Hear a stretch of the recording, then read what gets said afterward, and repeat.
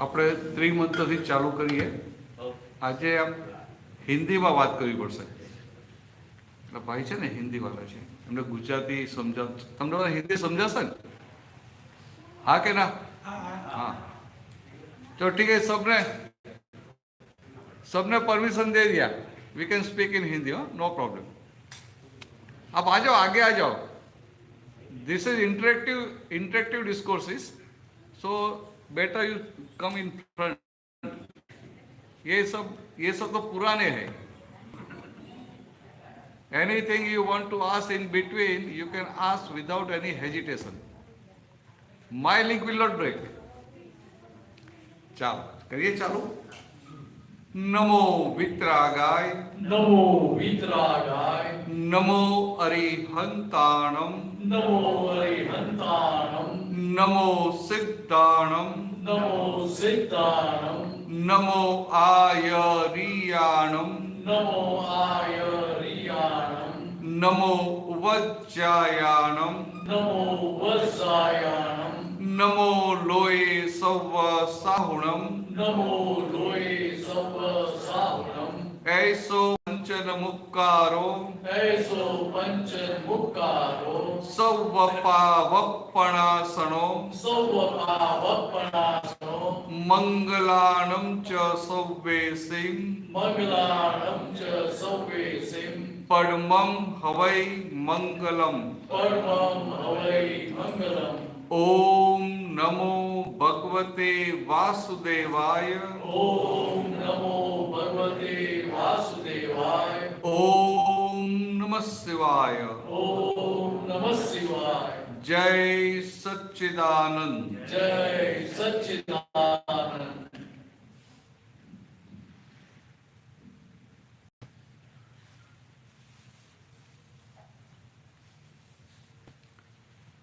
ચાલશે ને બધાને હિન્દીમાં? મારે થોડી પ્રેક્ટિસ થઈ જાય હિન્દી બોલવા.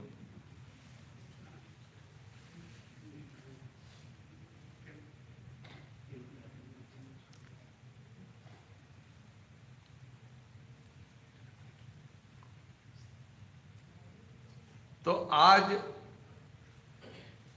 हम लोग बोला ना, हमने आगे बोला देखिए इतना हारू पड़ेगा. आप आगे आ जाओ, अच्छा रहेगा. आप दोनों आगे आ जाओ, अच्छा रहेगा. हाँ, ये फर्स्ट रो में आ जाओ, अच्छा है.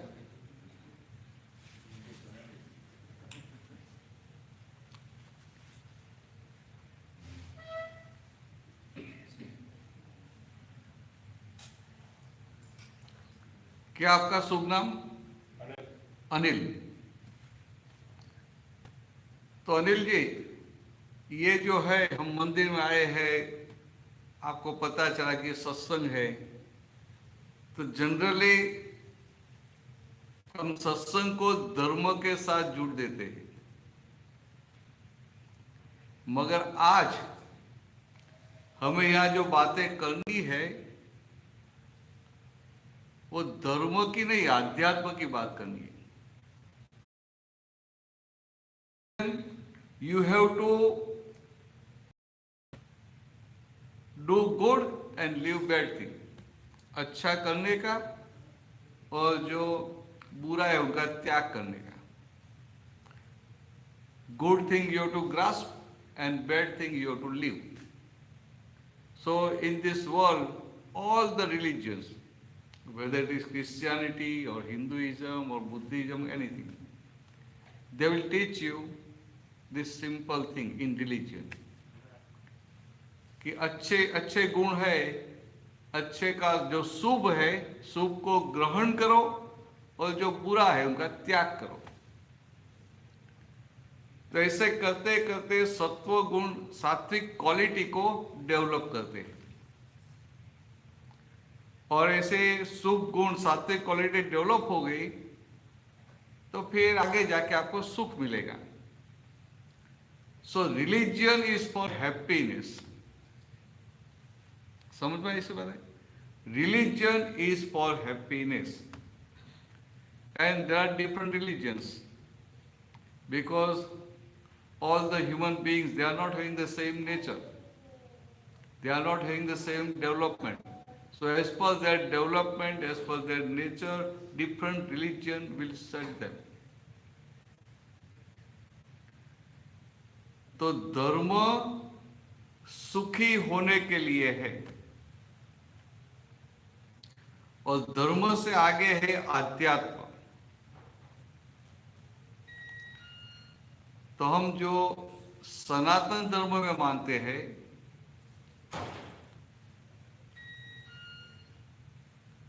Because we are believing in Sanatan Dharma, but when we speak Sanatan Dharma, वो आपके लिए थोड़ा इंग्लिश में बोल दो, बराबर है ना? क्या आप बताते जाएंगे? Understand Hindi also? Oh very well, चलो बहुत अच्छा। तो सनातन धर्म हम जब बोलते हैं तो हमें क्या लगता है कि सनातन धर्म का मतलब कि बहुत सनातन, बहुत पुराना धर्म। जब कोई भी धर्म नहीं था तब सनातन धर्म था, ऐसा हम बोल देते कि हमारा शास्त्र है, हमारा वेदांत है, वो सब बहुत पुराना है। मगर सनातन धर्म की डेफिनेशन क्या है? सनातन धर्म का मतलब पुराना धर्म ऐसा नहीं। सनातन धर्म मीन्स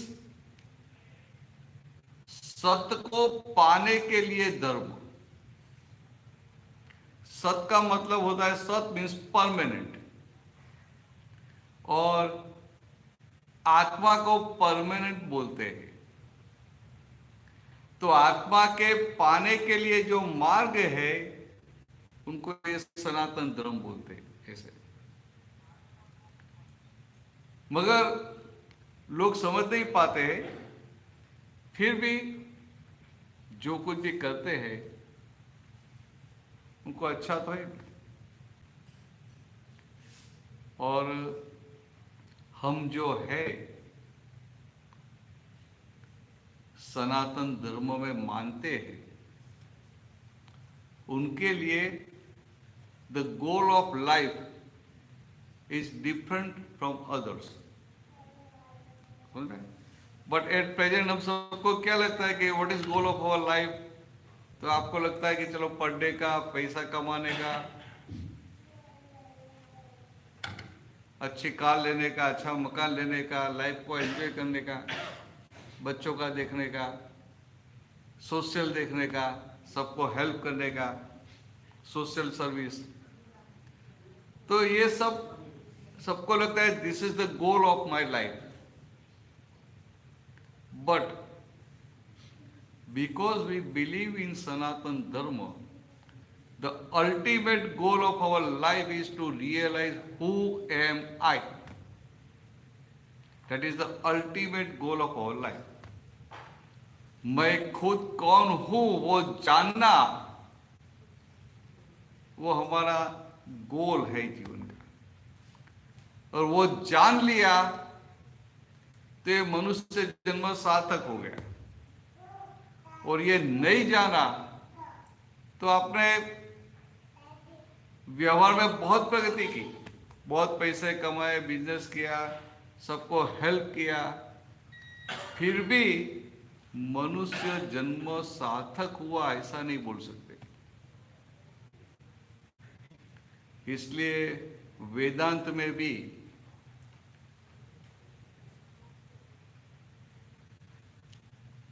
वो 4 स्टेप बताए। पहले वेद बताया कि मैं भक्त और तू भगवान, और लास्ट में बताया अहम ब्रह्मास्मि, मैं खुद ब्रह्म हूं। तो ये मंदिर में आते हैं ना भगवान का दर्शन करने के लिए, तो we have to come with this awareness कि at present our stage is like that we are devotees and is God. But ultimately we have to reach that state that the God within us get fully enlightened. That is the ultimate goal. અહમ બ્રહ્માસ્મિ. અવાજ આવે છે ને તમે બરાબર? આ હિન્દી સમજાય છે ને? तो ये जो सत्संग है ना, ये दादा भगवान करके ज्ञानी पुरुष हो गए गुजरात में.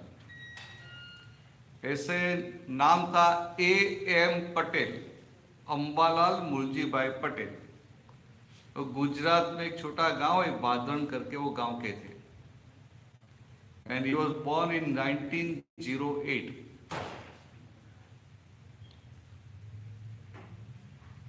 और 1958 में वो व्यारा से बड़ौदा जा रहे थे. तो उस समय रोड्स इतने नहीं थे, तो ट्रेन में जाना पड़ता था. और ट्रेन में भी उनको व्यारा से सूरत आना पड़ा और फिर सूरत से बड़ौदा जाने का था. तो he was waiting on the Surat railway station, platform number 3, and at evening time. तो उस समय कुदरती बट नेचुरल भीतर के भगवान के ऊपर से सारे आवरण हट गए. So God within was fully unveiled. तो ऐसा हुआ तो उस समय से वो देह, बॉडी और आत्मा दोनों सेपरेट हो गए और वो निरंतर अपने आत्म स्वरूप में रहते थे, देह से मुक्त. तो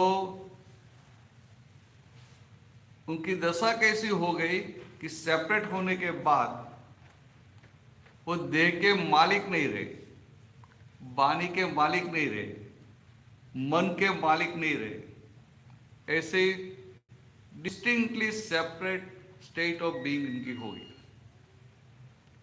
और निरंतर अपने आत्मा स्वरूप में रहते थे. तो ऐसा हम जो बोलते हैं दादा भगवान, तो दादाजी क्या बताते थे कि मैं तो एम पटेल हूं, मैं ज्ञानी पुरुष हूं. और दादा भगवान 1958 में सूरत के रेलवे स्टेशन पे जो भीतर भगवान प्रकट हुआ, वो दादा भगवान है. और वही दादा भगवान आप सबके भीतर भी है. अनिल जी बात समझ में? आपके भीतर आत्मा है कि नहीं है? बराबर है, इतना तो मानते हैं हम. और दूसरे सबके भीतर भी है कि नहीं है? और ये प्राणियों में भी है कि नहीं है? डॉग है, कैट है, काऊ है.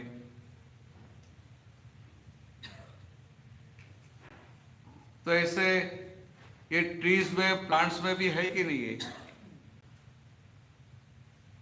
तो सब में भगवान तो है और हम जानते भी है, हम बोलते भी है कि आत्मा सो परमात्मा, ये सब बोलते भी है. मगर जब ये दृष्टि खुली होती है, फिर आप आत्मवत् सर्वभूतेषु ऐसी दशा की शुरुआत हो जाती है. तो आज का ये जो सत्संग है, इट्स ए इंटरेक्टिव सत्संग.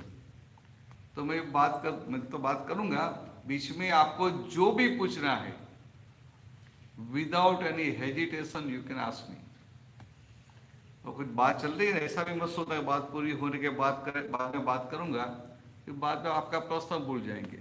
सो डोंट वरी, मेरी लिंक टूटेगी नहीं, और बीच में भी पूछ सकते हैं. आप सबको बोल रहा हूं, आप गुजराती में पूछना, मैं हिंदी में बोलूंगा, आंसर दूंगा.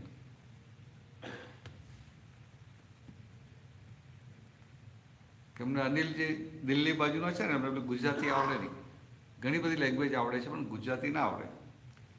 એટલે કહેતા કે તમે ગુજરાતીમાં બોલો ને, તો હું જઉં ગુનાના, તમે બેસો ને.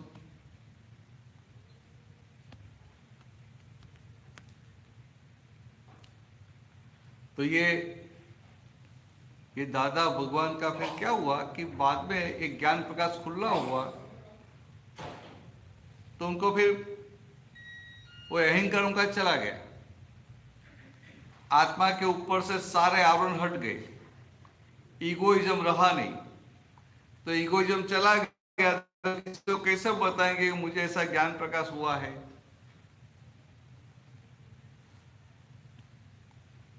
फिर 4 साल के बाद उनका एक भतीजा था चंद्रकांत भाई करके, तो उनके भतीजा का बेटा, नेफ्यू था। तो चंद्रकांत भाई के फादर बीमार थे, हॉस्पिटल में थे। तो उस समय इंडिया में क्या था कि हर रोज शाम को सब देखने के लिए जाते थे, तो दादा भी जाते थे। तो चंद्रकांत भाई ने ऑब्जर्व किया कि दादा पहले थे और अभी है, it's a big difference, drastic change. तो वो शास्त्र पढ़ते थे, तो शास्त्र में ऐसा बताया है कि आपको प्रगट ज्ञानी मिल जाए, ज्ञानी पुरुष मिल जाए तो उनके पीछे चले जाना,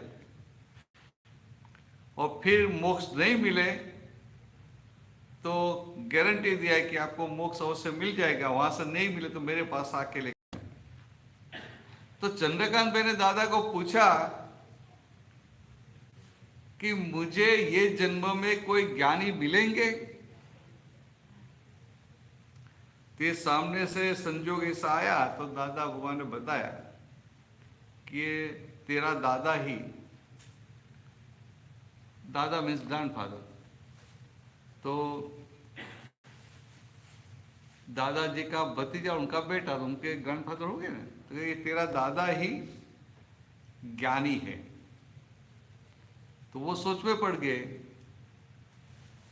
कि उनको तो बहुत कल्पनाएं थी कि ज्ञानी तो हिमालय में होंगे, ऐसा होगा वैसा होगा।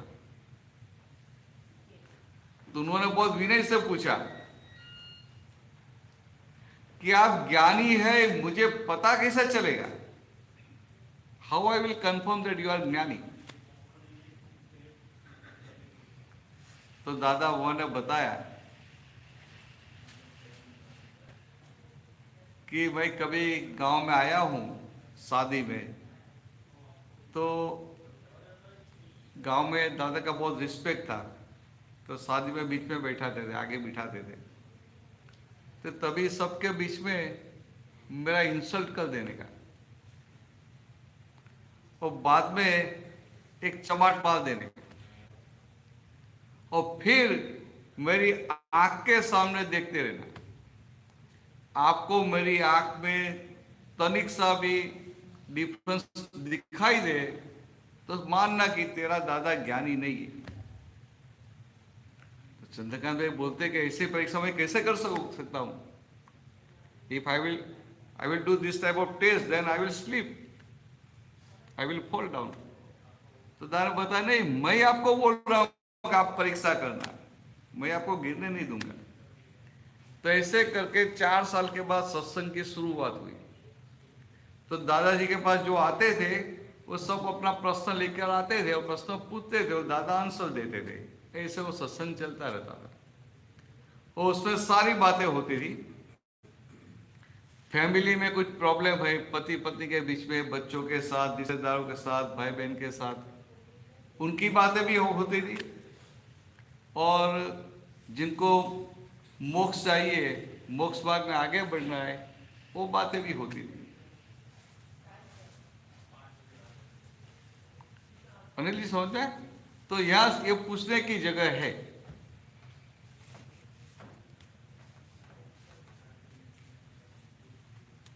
तो आज का तो सब्जेक्ट मुझे दिया है साइंस ऑफ कर्म, ऐसा कुछ दिया नहीं।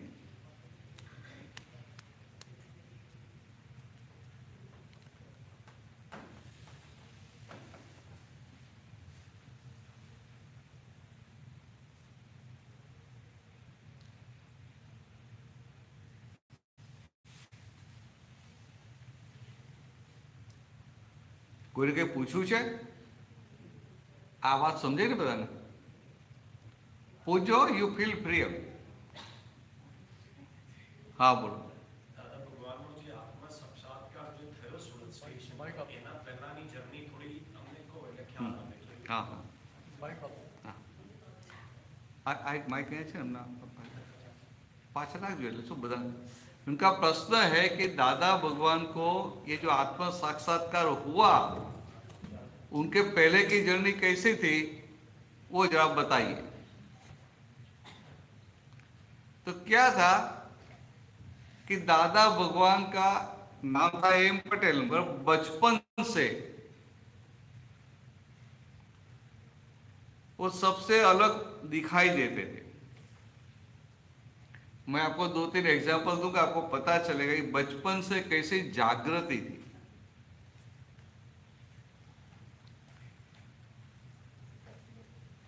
जब वो छोटे थे तो 5वीं या 6वीं 5th और 6th स्टैंडर्ड में होंगे, तभी स्कूल में टीचर है मैथमेटिक्स पढ़ा रहे थे, तो वो एलसीएम का एग्जाम्पल पढ़ दिया, लिस्ट कॉमन फैक्टर। तो बताया कि सब दिया कि इतना इतना दिया, फिर तो इसमें से आप ये निकालो। तो सब लोग कर रहे थे और दादाजी ऐसे ही बैठे थे। तो टीचर ने पूछा कि आपने कैलकुलेट कर लिया? तो दादा ने क्या बताया कि आपने तो मुझे एग्जाम्पल सॉल्व करने के लिए दिया, मगर मैंने तो उसमें से भगवान को ढूंढ निकाला। तो टीचर भी सरप्राइज हो गए, ये क्या बोल रहा है। तो क्या आपने मुझे ये एग्जाम्पल में से बताया, इसमें से कॉमन लिस्ट कॉमन फैक्टर क्या है वो निकालो।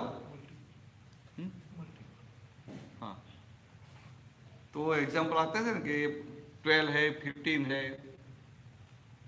3 है, तो इसमें कॉमन क्या है, तो कैसे बोलते 3 इज अ कॉमन फैक्टर, 12 और 15 तो मिनिमम कॉमन फैक्टर, और सब में होना चाहिए और कॉमन होना चाहिए। तो दादा ने बताया कि मुझे तो समझ में आ गया कि जीव मात्र रकम है, एग्जाम्पल है, और सब में हाँ सम है, और सम है, उसमें कॉमन क्या है, भगवान। तो क्या आपके समय तो मैंने तो भगवान को ढूंढ निकाला। तो ऐसे 5th या 6th स्टैंडर्ड में थे तभी इतनी जागृति थी। नहीं ख्याल में हम तो कोई बोले भगवान का, तो क्या बोलेंगे, भगवान ऊपर है, भगवान मंदिर में है, फिर बोलेंगे भगवान सब जगह है। मगर ये पढ़ते पढ़ते इतने छोटे बच्चे में भी इतनी जागृति होनी बड़ी बात है। फिर दादा वहां जब छोटे थे तो बादल में रहते थे, तो उस समय वेकेशन में सब बच्चे फिर क्या करते थे, गांव से उस सीम में भी पादल हिंदी में શું કહેવાય, चौरा नहीं, at the end of town, फिर वो खेत चालू हो जाते हैं। तो गांव के बाद जो खेत होते हैं ना, तो वहां बेर के ट्रीज होते हैं, तो बच्चे सब जाते थे, वो बेर तोड़ के खाते थे। दादा बोले मैं भी सबके साथ जाता था, तो किसी के भी खेत में बेर का ऐसा पेड़ है तो ऐसा हम लोग खाते रहे। फिर बताया दादा ने कि मेरे साथ जो मेरे फ्रेंड्स आते थे वो उधर तो खाते थे, बाद में अपनी जेब में भी भर के घर पे लेके जाते थे, और मैं क्या करता था, सिर्फ उधर ही खा लेता था, घर पे नहीं लेके जाता था। अब ये जो उनका ऑब्जर्वेशन है ना, तो दादा ने बताया कि हम छोटे थे, बचपन से ही हमारे में लोभ नहीं था, ग्रीड। हम कितने जन्मों से पुरुषार्थ करते करते आए हैं, तो हमारे भीतर से क्रोधमान वाला सब निकल गया, और 1958 में आत्मा के ऊपर से लास्ट आवरण भी निकल गया, तो ये ज्ञान प्रकट हो गया। तो ऐसा लोभ भी नहीं था। और बाद में जब बड़े हुए और उनका कंस्ट्रक्शन का बिजनेस था, तो उस समय ये वर्ल्ड वॉर 2 का समय था। सब मटेरियल मिलता नहीं था कंस्ट्रक्शन का काम करने का, तो ब्रिटिश गवर्नमेंट थी, तो वो कॉन्ट्रैक्टर थे, उनको सब कोटा मिलता था, सीमेंट का, स्टील का, वो सब।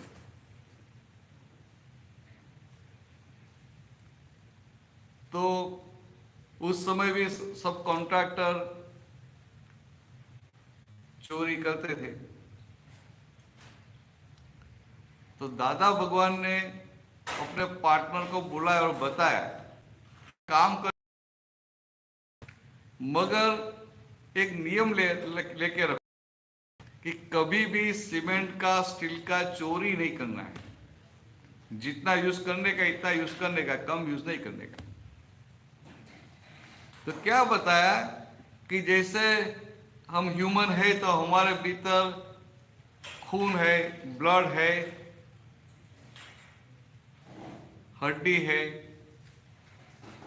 तो ये सीमेंट और स्टील मकान का वो ब्लड और हड्डी है।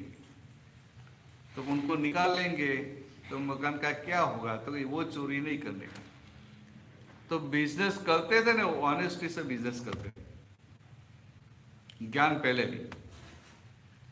तो ज्ञान से पहले ऐसा सब था, और उनका व्यवहार इतना अच्छा था कि उनके आसपास रहने वाले लोग भी ऐसा बोलते थे कि ये सुपर ह्यूमन है, भगवान जैसे, ऐसा भी बोलते थे। तो उन्होंने, समझ में आया आपको? ऐसा बहुत सारे एग्जाम्पल है, बहुत टाइम चला, ज्यादा डिटेल में नहीं जाता हूं, मगर पहले से सबसे जरा हटके था उनका व्यवहार। उनके व्यवहार में दिखाई देता था, व्यवहार में कोई जगह पर उनको लोभ नहीं है, किसी का चीटिंग करने का है, पैसे का वो करने का है, वो सब नहीं था। एक दूसरा एक एग्जाम्पल आपको पता चल जाएगा। अभी उस समय 12 साल के होंगे, तो आई थिंक 1920 में 1920 में इंडिया में किसी के पास कार तो नहीं होती थी, स्कूटर भी नहीं था, पर बाय चांस किसी के पास साइकिल है ना, तो बहुत बड़ी बात थी। तो दादा भगवान, दादा और उनका एक फ्रेंड दूसरे टाउन में एक सर्कस आया था, तो सर्कस देखने के लिए गए थे। तो सर्कस में ऐसा बताया कि आज जितने भी लोग देखने के लिए आएंगे उनके टिकट का ड्रॉ करेंगे, और जिनका ड्रॉ में टिकट आएगा उनको एक साइकिल इनाम में देंगे। तो दोनों, वो दादा थे, उनका फ्रेंड भी था, तो दादा सो एक काम करो, टिकट मेरी जेब में होगी तो वो सोचेगा कि अब मेरी जेब में इनाम लगा, मेरा इनाम लगेगा ये। तो पहले से बताया कि आपको जो भी टिकट लेना है आपके पास अब। तो कुदरत ऐसा हुआ कि दादा की टिकट पे इनाम लग गया साइकिल का। तो साइकिल लेके आए घर पे, फिर गांव में आए, तो उनके फ्रेंड ने उनको बताया कि अंबालाल मुझे 2-3 दिन के लिए आपकी साइकिल दो ना। तो उन्होंने तुरंत दे दिया। उनके मित्र को ऐसा था कि 1 नंबर के लिए मेरा साइकिल का इनाम चल गया, तो उनको रहता है कि मुझे साइकिल मिल जाता अच्छा, मुझे मिल जाता अच्छा है। तो 2-3 दिन के लिए लेके गया, मगर वापिस ही नहीं करता था। तो एक बार रास्ते में मिला तो कहा कि मैं अभी थोड़ा दिन रखता हूं, फिर वापिस कर दूंगा। तो रात को फिर दादा को नींद नहीं आई कि ये मेरी साइकिल वापिस नहीं करता है। समझे? आपका कोई पैसा लेके जाएगा, रात को नींद नहीं आएगी, नहीं, ऐसा हुआ। मगर दादा विचक्षण थे, तो उन्होंने क्या किया, उन्होंने सोचा कि मैं सर्कस देखने के लिए गया, उसके पहले ये साइकिल मेरी थी, ये बाइसिकल मेरी नहीं थी। मगर इनाम लगा और साइकिल लेके आया और मुझे हो कि मेरी साइकिल, तो पॉजिटिवनेस हो गई ना। तो उन्होंने क्या बताया, क्या सोचा कि ये साइकिल मेरी है, ऐसा इसकी वजह से मुझे नींद नहीं आती है। ये साइकिल मेरी है ऐसा भीतर बिलीफ है, उसकी वजह से मुझे रात को नींद नहीं आती है। तो दूसरे दिन जब उनका मित्र मिला तो मित्र को पूछा कि आपको साइकिल चाहिए, तो कहा मुझे चाहिए, तो कहा आप रख लो। फिर दादा बोलते थे उस दिन रात को साइकिल मेरी है ही नहीं, तो मुझे आराम से नींद आ गई। तो ऐसी विचक्षणता छोटी उम्र से थी, समझ में? आपको ख्याल में आता है ना Anil ji? Even if you want to ask anything, feel free. तो ऐसा दादा का था। और 58 में एक ज्ञान प्रकाश हुआ और फिर सत्संग शुरू हुआ। तो सत्संग में भी ऐसा कभी उन्होंने व्याख्यान नहीं दिया कोई सब्जेक्ट डिसाइड करके, मगर सब लोग आते थे, जो भी प्रश्न करते थे तो दादा आंसर देते रहते थे।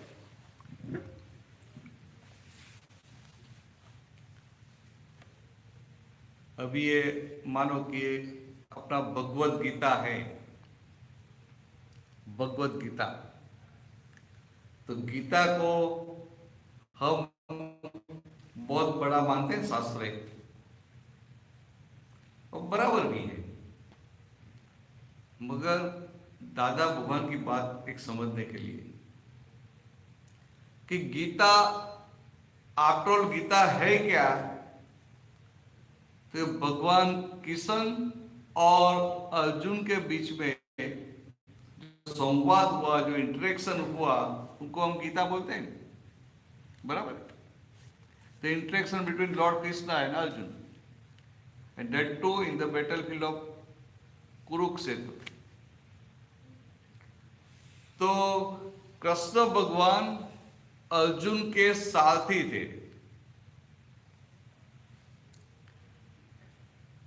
तो कृष्ण भगवान ने उस समय के नियम के मुताबिक उनको बुलाते हैं और युद्ध भूमि का राउंड लगाते हैं और अर्जुन को बताते हैं कि ये सब तेरे मित्र है, उनका रक्षण करने का है, और ये सब तेरे दुश्मन है, उनको मारने का है।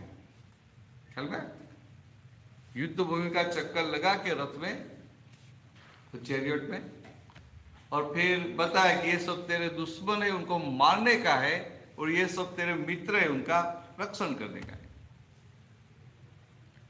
तो अर्जुन ने देखा कि मेरे दुश्मन कौन है, तो ये तो सब मेरे भाई है।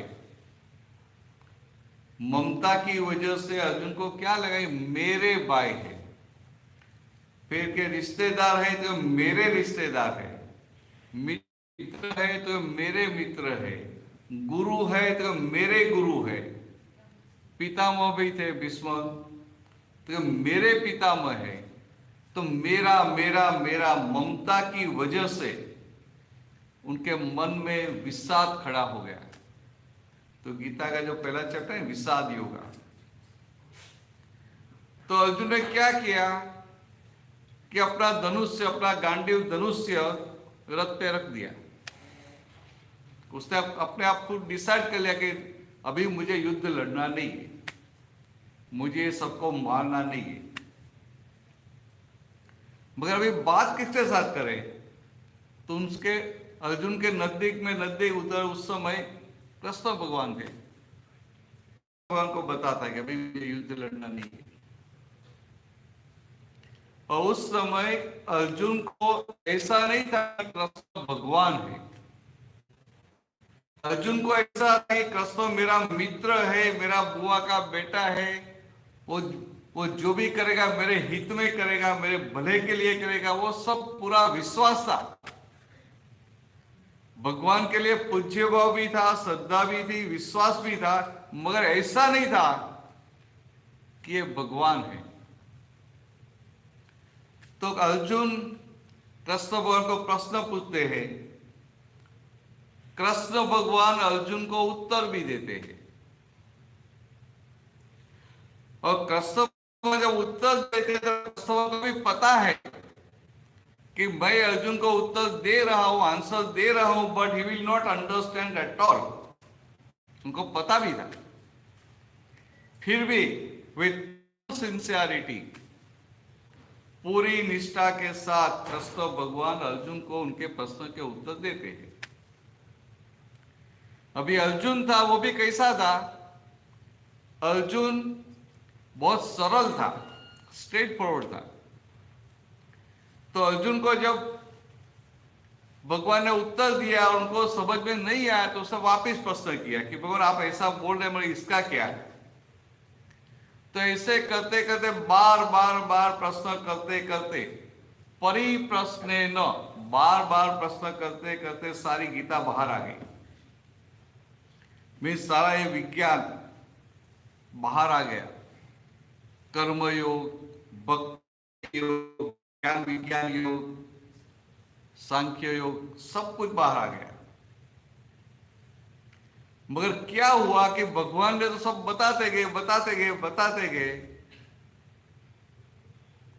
मगर अर्जुन वो समझने का प्रयत्न करता था, वो सिंसियरली समझने का प्रयत्न करता था। मगर क्या था कि कृष्ण भगवान अर्जुन को ज्ञान देना चाहते थे, knowledge, absolute knowledge, absolute knowledge, trying to understand that infinite knowledge with the help of his own intellect. And intellect is always limited, finite. तो अर्जुन का प्रयत्न अपनी मर्यादित बुद्धि से अनंत ज्ञान को समझने का था, पूरी निष्ठा के साथ। But it's never possible. With limited intellect, you can't understand infinite knowledge. मगर अर्जुन की पुण्य बहुत भारी थी, उनकी पुण्य बहुत भारी थी। तो अर्जुन के ये मुझे कुछ समझ में नहीं आता। My intellect is blunt and I can't. And that is to not knowingly, unknowingly, अनजाने में निकल गया।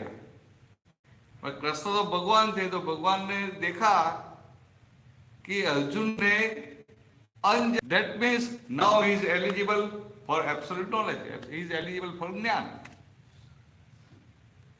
तो जब ऐसा हुआ तो भगवान तो करुणा वाले होते हैं नहीं, वो ऐसा नहीं देखते। हिंदी भाई મને એટલું આવડે નહીં ભાઈ।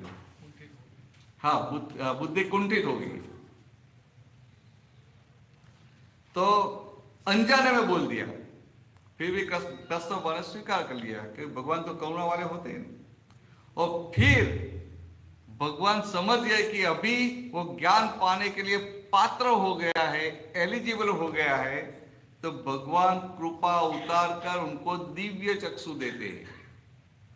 दिव्य चक्षु, दिव्य चक्षु मीन्स डिवाइन विजन।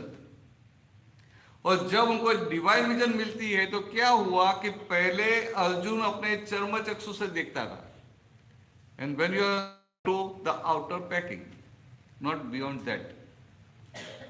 चर्म चक्षु वाली दृष्टि ये देह तक जाके सीमित हो जाती है। मगर भगवान ने साथ में दिव्य चक्षु दिया था। वो दिव्य चक्षु वाली दृष्टि पैकिंग को पेनिट्रेट करके, पैकिंग को भेद कर भीतर रहे हुए आत्मा तक, भीतर रहे हुए भगवान तक पहुंच गई। और एट ए टाइम अर्जुन को सब में भीतर के भगवान और बाहर का packing is something new but really interesting and समझने जैसी बात है। तो अर्जुन को ये दिव्य चक्षु पाने के बाद सबके भीतर सबका पैकिंग और भीतर रहे हुए भगवान दोनों एट ए टाइम दिखाई दिए। तो जहां तक पैकिंग पे दृष्टि थी, जहां तक उनकी दृष्टि पैकिंग तक सीमित थी, तो पैकिंग तो there are varieties of packings, but the pure soul within, the God within is same. तो जहां तक उनकी दृष्टि पैकिंग की ओर थी, वहां तक उनको लगता था कि मुझे उनको मारना नहीं है, मुझे मारना नहीं है, हिंसा नहीं करनी है, हिंसा। मगर दृष्टि पाने के बाद, दिव्य चक्षु पाने के बाद अर्जुन को समझ में आया कि अरे ये पैकिंग तो मरा हुआ ही है। जो चेतन है वो तो भीतर जो भगवान है वो चेतन है, ये पैकिंग तो मरा हुआ है। तो ये जो मरा हुआ है उनको नहीं मानना है, ऐसा मैं बोलता हूं, वो तो इगोइज्म हो गया। तो क्या कर, ऐसा उनको समझ में आया। तो उनको हुआ कि नहीं, बात तो सही है, कृष्ण की बात तो सही है। तो ये जब उनको सबके भीतर रहे हुए भगवान दिखाई दिए, तो जहां तक पैकिंग दृष्टि थी वहां तक उनको मोह था, पैकिंग दृष्टि थी वहां तक उनको भ्रांति थी। तो उनकी भ्रांति चली गई क्योंकि उनको भीतर भगवान दिखाई दिए। तो भ्रांति चली गई तो क्या हुआ, उनका जो मोह था वो मोह निकल गया, मोह उड़ गया। इसलिए फिर वो भगवान को बोलता है कि नष्टो मोह, मेरा मोह अभी नष्ट हो गया है। स्मृति लब्धा, मुझे जो मेरी स्मृति चली गई थी वो स्मृति वापिस आ गई। ये नहीं किसी को कुछ ऐसा लग जाता है तो फॉर शॉर्ट टाइम के लिए मेमोरी लॉस हो जाता है, फिर धीरे धीरे मेमोरी वापस आ जाती है। तो मुझे भी पहले ऐसा ही लगता था कि ये युद्ध का माहौल था और ही वॉज वेरी डिस्टर्ब, तो टेम्पररी उनको मेमोरी लॉस हो गया था। और भगवान ने उनसे बात की, दिव्य चक्षु दिया, तो उनको फिर वो वापिस आ गया। तो क्या ऐसा नहीं था, ऐसा हमें लगता है वो ऐसा नहीं था। एक्चुअली क्या था, अर्जुन ने क्या बताया भगवान को, स्मृति लब्धा, मुझे मेरे आत्म स्वरूप की, मुझे मेरे निज स्वरूप की जो विस्मृति हो गई थी, उनका अभी रियलाइजेशन हुआ है। अभी मैं क्या करूंगा, तो क्या आप जो बोलेंगे वो करूंगा, करिष्ये वचनम तव, ऐसी बात थी। तो गीता में इतनी बात समझने की, गीता के 18 अध्याय हम पढ़ते ही नहीं, बात ये समझने की थी कि जहां तक दृष्टि पैकिंग की ओर है, और by default all the packings, whether they are beautiful, handsome और ugly, slim, heavy, toll, dwarf, कैसा भी पैकिंग है, all the packings by default they are temporary. कोई भी शरीर है એનું આયુષ્ય કરવા લઈને આવેલા છે ને, तो कोई भी पैकिंग है, तो पैकिंग सबका विनाशी है, और भीतर जो भगवान है वो अविनाशी है। तो अर्जुन की दृष्टि पहले पैकिंग की ओर थी, वहां से वो भीतर के भगवान की ओर चली गई। आ जाइए, आगे जगह है, पीछे फुल हो गया नहीं।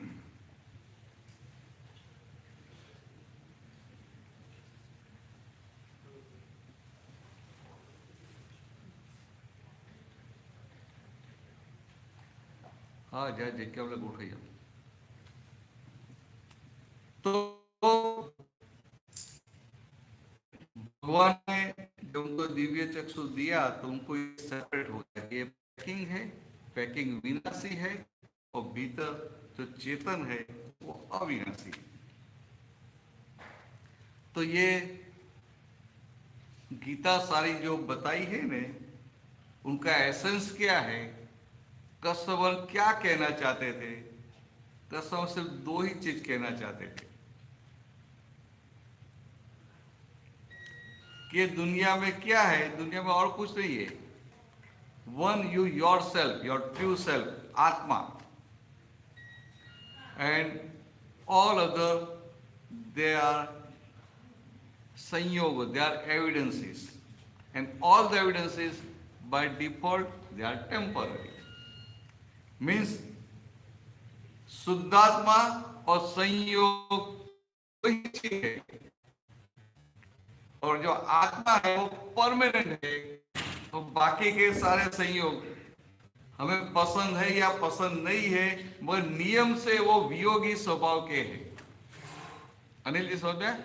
आप यहां सत्संग की बात सुन रहे हैं, आपको बहुत बात अच्छी लगती है, बैठने का मन भी है, मगर टाइम होगा तो हम पूरा करेंगे, जाना पड़ेगा। और कभी ऐसा भी हो जाता है कि आपको बहुत इंटरेस्ट आता है, मगर आपको दूसरा कुछ अपॉइंटमेंट है, तो बीच में से भी जाना पड़ता है। यहां जा सको बीच में से, कोई प्रॉब्लम नहीं, ये पूरा फ्री स्टाइल है। मगर ऐसा भी हो जाता है कि उनको खुद को बैठना है, he himself is interested, but the temporary circumstances को उठ के जाना पड़ता। तो इतने दो ही चीज समझने की थी संसार एक गीता में, कि ये जगत पे दो ही चीज है, एक मैं खुद, मीन्स मैं शुद्धात्मा, और बाकी के सारे संयोग। और आत्मा itself is permanent, अविनाशी, और जो सारे संयोग है, कितना भी अच्छा संयोग है, फिर भी वो सब टेम्पररी है और बदलते रहते हैं। सिंपल बात है, समझ में? अभी पूछो, इतनी बात की तो पूछो, ये पूछने की जगह है। और हम लोग भी ऐसे हैं ना, हम लोग अनपढ़ है, हम लोग कुछ पढ़ा नहीं। आपको हम लोगों ने कोई शास्त्र नहीं पढ़ा है, कुछ पढ़ा नहीं। और अब आप देखेंगे, आपको ये पढ़ी हुई बातें नहीं लगेगी, मगर ये हमें दादा भगवान मिले, एक ज्ञानी पुरुष मिले, और उनके पास से जो दिव्य चक्षु प्राप्त हुआ, वो दृष्टि से हम आपको बता रहे हैं। इसलिए बोल रहे हैं, कोई कुछ भी पूछता है तो पूछते रहे, ये पूछने की जगह है। चलो, आप नहीं पूछेंगे तो मुझे आपको पूछना पड़ेगा।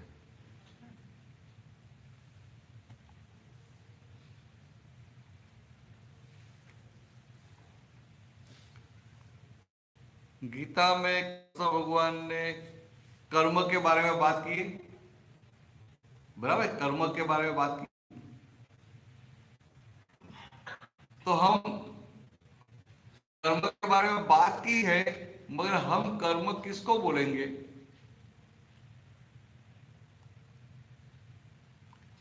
मुझे बताओ, आप कर्म की व्याख्या क्या करेंगे? हाउ यू विल डिफाइन कर्म?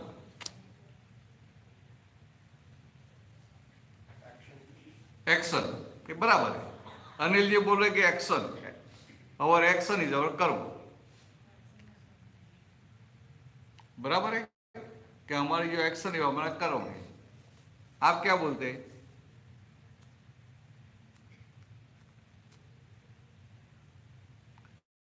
तो बात तो सही है कि जनरली सब लोग ऐसा बोलते हैं कि our action of body correct है, कृष्ण ने ऐसा बताया है। कृष्ण ने कोई जगह पे ऐसा बताया है कि आपकी क्रिया वो कर्म है?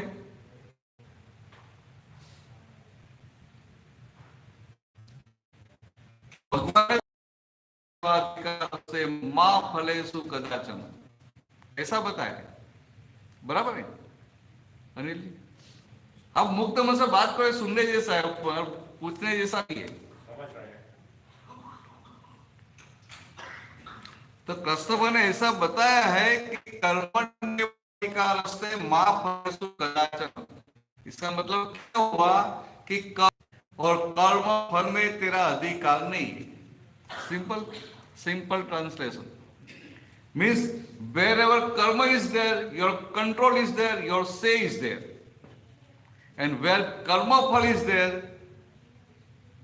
your control is not there. ऐसी बात हुई, इनका मतलब ऐसा हुआ ना। बस भाई તમે બોલો એવા છો, આજે બોલતા નથી। હા હા हाँ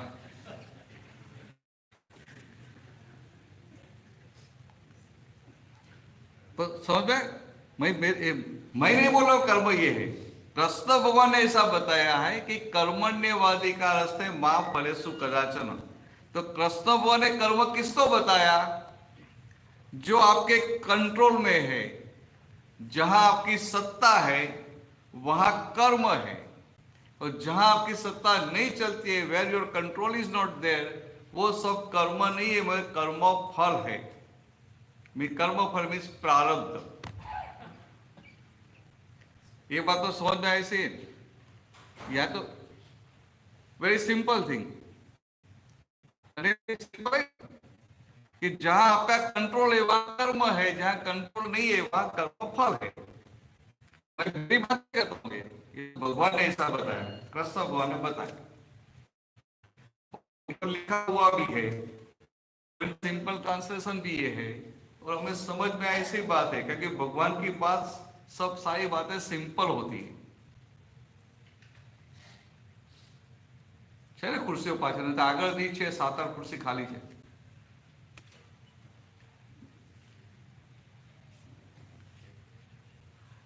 तो let us try to understand karma. Let us try to understand karma as per the vision of Lord Krishna. तो काम में आएगा ना? हम कृष्ण भगवान की दृष्टि से कर्म को समझेंगे तो हमारा काम होगा। हम हमारी दृष्टि से समझ लेंगे और मैं मानूंगा मैंने कर्म समझ लिया, आई अंडरस्टैंड कर्म वेरी वेल, बराबर है, मेरा काम नहीं होगा। क्या काम नहीं होगा? तो कृष्ण भगवान की दृष्टि से समझना है। આપણા વચ્ચે નડે દેખા દો। हाँ हाँ हाँ हाँ भाई वही वही उधर ही जाता हूँ।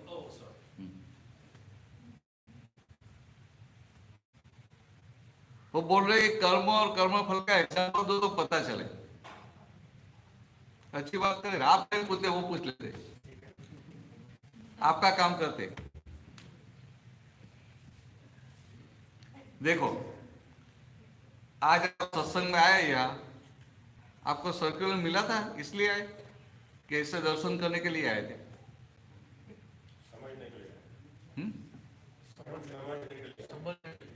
समझने के लिए। हाँ बराबर, मीन्स आपको पता था कि सत्संग है, बराबर है ना? तो मेरा कहने का मतलब क्या है अनिल जी, कि यू आर नोइंग कि आज सत्संग है, आज डिस्कोर्स है, आपको समझने का, सुनने का इंटरेस्ट है, तो आपको लगे मेरी इच्छा थी और मैं आया,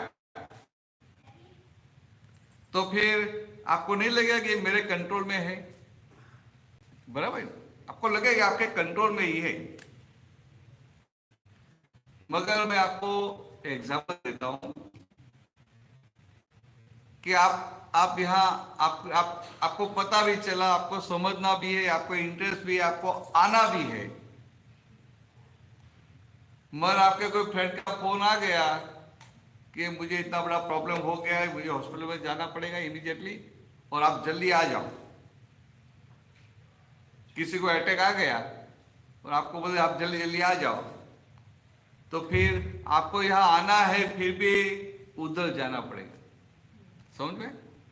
और यहाँ तो पता नहीं, यहाँ तो सब लोग जाते नहीं है। तो मैं दूसरा एग्जांपल दूं कि मानो आप तैयार होकर यहाँ आ रहे हैं और घर में ऐसा है, आपकी सिंसियर डिजायर है, your sincere desire is there, but still it will be possible to come here? नहीं होगा, क्योंकि आप बैठ ही नहीं पाते हैं, चल ही नहीं पाते, तो आपकी इच्छा है फिर भी नहीं आ पाएंगे।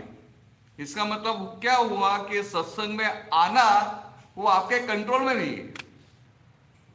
समझ रहे हैं मेरी बात? अभी दूसरी तरह से बताऊं कि सत्संग में नहीं आना है वो भी आपके कंट्रोल में है। चलिए हाँ या ना तो बोलो। सत्संग में नहीं आना है वो आपके कंट्रोल में है कि नहीं है? नहीं आना आपके कंट्रोल में नहीं। अभी मैं आपको बताऊं कि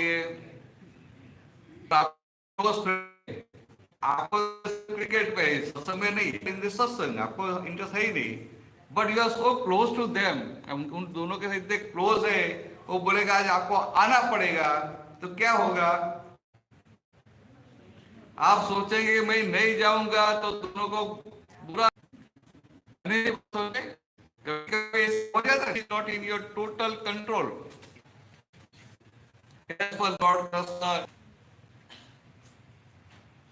मगर ये मेरी बात नहीं है, कृष्ण भगवान की बात है। कृष्ण भगवान ने ऐसा बताया कि जहां आपका कंट्रोल है वहां कर्म है।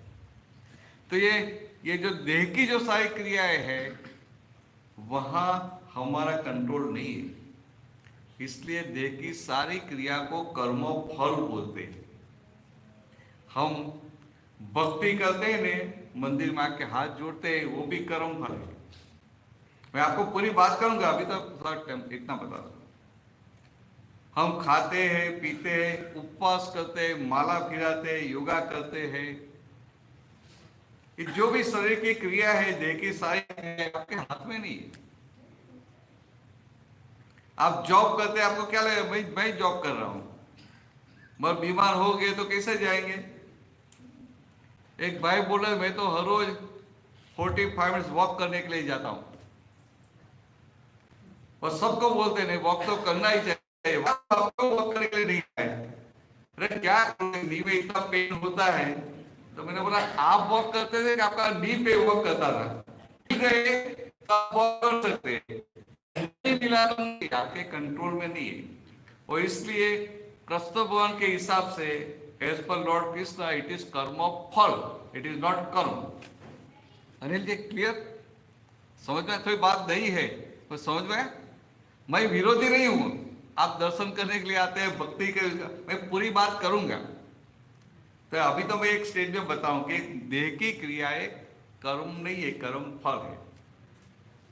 अरे कैसी बात है?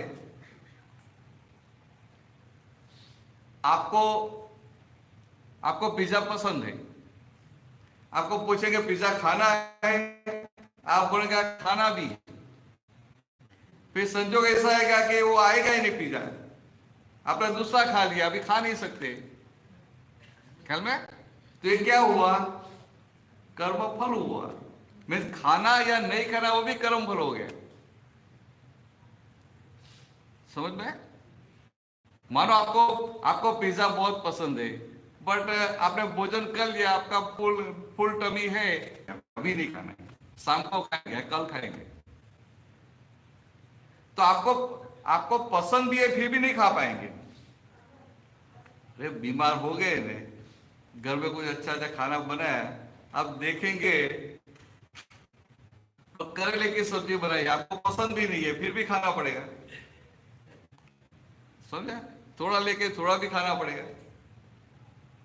तो देह की क्रिया आपके हाथ में नहीं है, इसलिए उनको कर्म फल बोलते भगवान कृष्ण। अभी पानी की बात करें तो बोलना आपके कंट्रोल में है, तो हमें तो ऐसा लगा हाँ मेरे कंट्रोल में है, पर कभी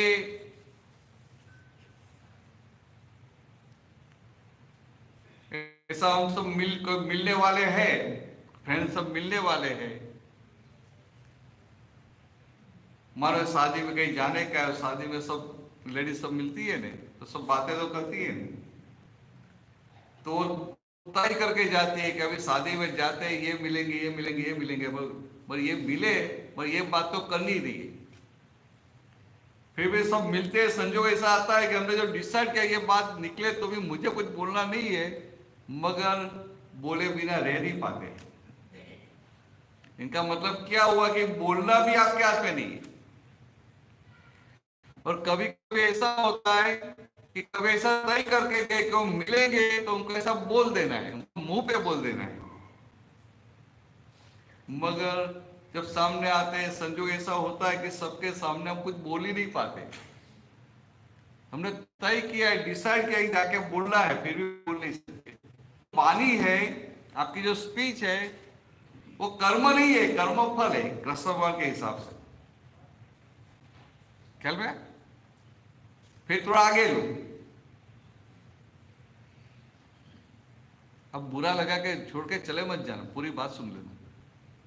मुझे ये थोड़ा ऐसा हो गया था एक बार, बोस्वाना में सत्संग था।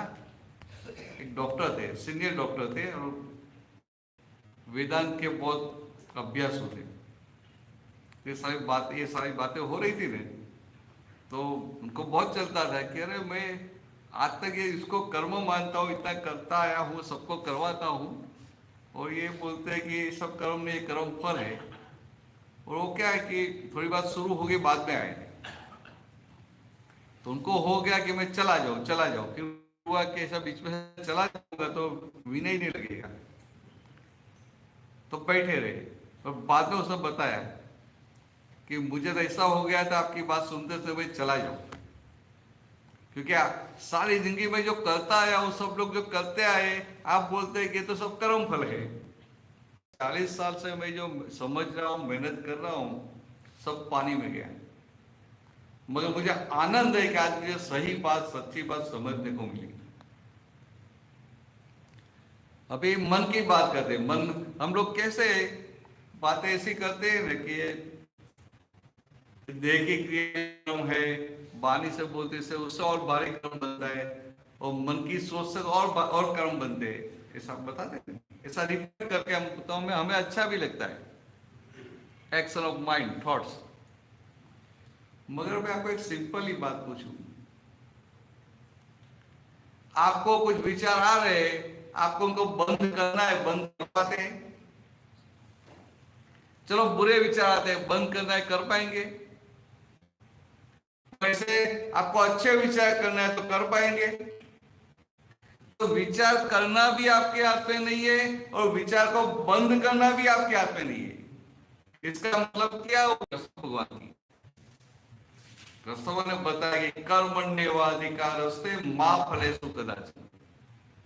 कृष्ण सबको कर्म फल बता दिया कि देह की जो क्रिया है, मैं अभी आपके साथ सत्संग कर रहा हूं, वो कर्म फल है। मगर नहीं तो मुझे तो क्या लगेगा, अरे मैं कितनी अच्छी बात कर रही, तो उसमें डरने का कहाँ है? तो एक मन, देह की क्रिया, वाणी की क्रिया और मन की, तो भगवान ने क्या बताया? कर्मण्यवादी का, जहां तेरा अधिकार है, जहां तेरा कंट्रोल है। कंट्रोल का मतलब क्या हुआ कि 100% होना चाहिए। आप बोलेंगे कि मोस्टली तो हो जाता है, तो उनको कंट्रोल नहीं बोलते। Control means as per your desire हो जाता है। तो कर्म प्रश्न खड़ा था, तो फिर कर्म क्या है? बराबर है, प्रश्न खड़ा रहेगा कि कर्म क्या है। और ये कर्म क्या है वो समझ लिया तो आपका बहुत बड़ा काम हो जाता है। तो कर्म क्या है कि जहां आपकी सत्ता है, आपका कंट्रोल है, वहां। तो मैं आपको एक एग्जांपल देता हूं अनिल जी, समझने के लिए। मानो कि क्या है, जो तिथि बताए बिना आठ टपके, उनको अतिथि बोलते हैं। जो इंटीमेशन दे के आते हैं उनको अतिथि नहीं बोलते। क्या उनको अतिथि आता है? ऐसा नहीं आता। इंडिया में आ जाते हैं। इंडिया में किसी को है तो आपके घर के पास जाएंगे तो सोचे चलो मिलके जाएंगे, ऐसा करके भी आ जाते हैं। हाँ, बिन बुलाए मेहमान। भाई ये तो पहचान वाले, अतिथि पहचान वाले, फिर वो रोबर्स आ गए, वो नहीं। तो जैसे घर पे सोने की तैयारी कर रहे हो, रात को 11 बजे कोई ऐसे अतिथि आ गए, मेहमान आ गए, और आएंगे तो क्या करेंगे? दरवाजा तो खोलेंगे, और आएंगे तो फिर अरे आइए पधारिए, और भीतर तो बहुत होगा, फिर भी क्या बोले, घर बहुत बातों गए, आ गए, सो गए, और वो आए, मेहमान आ गए, तो फिर आपको उनका सब ट्रीट तो करना पड़ेगा। तो ऐसे ऐसे तो आप खानदान है, तो ऐसा निकाल तो नहीं देंगे, वेलकम तो करेंगे, और फिर सोचेंगे कि अभी कुछ करना भी पड़ेगा, तो धीरे से पूछेंगे आप चाय पियेंगे? तो जो मेहमान तो बहुत नजदीक के, तो वो क्या बोलेंगे, नहीं नहीं अभी चाय नहीं पीना है।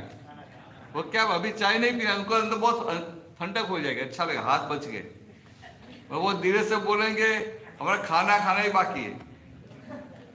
तो फिर क्या होगा? और मान लो कि अलका बहन का दिमाग बहुत तेज है, उनको उठा नहीं सकते, रात को सो गए तो उठाना बहुत डिफिकल्ट है। मेरा अकेला का प्रॉब्लम नहीं है, सबका प्रॉब्लम है। हाँ,